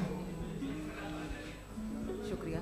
मेरा नाम मनीषा है, मैं हरियाणा से आई हूँ। मैं मुफ्ती साहब से एक बात पूछना चाहती हूँ। आप बार बार जावेद साहब को कॉन्ट्राडिक्ट तो कर रहे हैं कि आपने ये कहा, लेकिन आप भी अजम्पशंस के बेसिस पे बात कर रहे हैं। आपने खुदा के होने का कौन सा प्रूफ पेश किया है, खुदा की एग्जिस्टेंस का? अब इस सवाल को अलग रहने दीजिए, कौन एथीस्ट है कौन नहीं है। और दूसरी बात जो आपने एक छोटी सी कही थी कि ये फ्री विल का इस्तेमाल करता है इंसान अपनी, लेकिन इस फ्री विल का इस्तेमाल में मतलब खुदा ने ये दे दी सबको ये इजाज़त कि वो कितना घिनौनापन और कितने ज़्यादा ख़राब से ख़राब तरीके इस्तेमाल कर सकता है। जवाब सुनते जी। आप फ्री विल को मानती है ना? ये अब कहती है कि फ्री विल नहीं है ना? मानती है ना? तो अब आपके पास इसका कोई एक्सप्लेनेशन नहीं है कि अगर एक इंसान उस फ्री विल का इस्तेमाल करके गलत काम कर रहा है और बच के अच्छी ज़िंदगी गुजार के निकल जा रहा है, उसका कोई रिकम्पेंस नहीं है। हमारे वर्ल्ड व्यू में जो इंसान गलत काम कर रहा है उसको भी रिकम्पेंस यानी उसका बुरा बदला मिलना है, और जो सही काम कर रहा है उसको सही बदला मिलना है। लिहाजा जो फ्री विल है वो इस तरीके से है कि एक लिमिटेड टाइम तक खुदा ने मोहलत दी है। ऐसा नहीं कि छूट दे दी, जो करना है करते रहो हमेशा। वक्त आएगा जब एग्जाम का टाइम खत्म होगा तब रिजल्ट आएगा। दौराने एग्जाम जबरदस्ती आपको नहीं बताया जाएगा। अरे भाई एक सेकंड, जी एक सवाल मुफ्ती साहब से मेरा। मुफ्ती साहब से जी, हाँ, रुक जाइए। आपसे फोन, आप इसके बाद आपसे यही रहेंगे वो। हाँ, बोलिए। मैं मुफ्ती साहब एक ही सवाल करता हूँ कि अगर जो हो रहा है फ्री विल से हो रहा है और एक दिन बरोज़ क़यामत इंसाफ होगा मैशर में वगैरह वगैरह, तो दुआ क्यों मांगते हैं लोग? दुआ मांगते हैं इसके मतलब है अभी भी उसने ये डिपार्टमेंट रखा है कि मैं रोज़मर्रा की ज़िंदगी में इंटरफेयर कर सकता हूं। He can. तो तुम कैन हो, तुम मुझे नौकरी दिला देते हो, मेरे बेटे को ग्रीन कार्ड दिला देते हो, और 45,000 बच्चे मरते उन्हें रोकते नहीं हो। नहीं तो क्या आप ये कह रहे हैं कि इस दुनिया में जालिमों को कभी पकड़ ही नहीं होती है? अरे जो भी पकड़ होगी, वो बच्चे रोते हैं। बिल्कुल, देखिए मैंने अपने ओपनिंग स्टेटमेंट में यही कहा था कि जनाब जावेद साहब सिर्फ इमोशनल आर्गुमेंट है। This is an emotional argument. ये छोटे मोटे इसके पीछे का रीजन मैंने बताया क्या है। देखिए, मैं बार-बार यहाँ पर मंच से आप लोगों को सज्जनों इसलिए कह रहा हूँ ताकि थोड़ा सा आपके कॉन्शियंस पे जोर रहे कि आपको ऑर्डर बचा के रखना है। वक्त तय हुआ था, ये वक्त पूरा हुआ, आपने इतने धैर्यपूर्वक सुना, मैं आप सबका बहुत बहुत शुक्रगुजार हूं। यदि इन दोनों विद्वानों की इच्छा होगी तो कभी हम इस बातचीत का राउंड 2, राउंड 3, यही तो देखिए खूबी है इंसान की कि बहस मुबाहसे में वो पड़ा रहता है। आप लोगों ने बड़े धैर्य का परिचय दिया, बहुत बहुत शुक्रिया। इसी के साथ ये बातचीत यहाँ पे समाप्त होती है। आप लोग को मैं एक बात बता दूं, ये सारी बहस हो गई, अब मुफ्ती साहब और बड़े मुफ्ती साहब इन के साथ मैं खाना खाने वाला हूँ।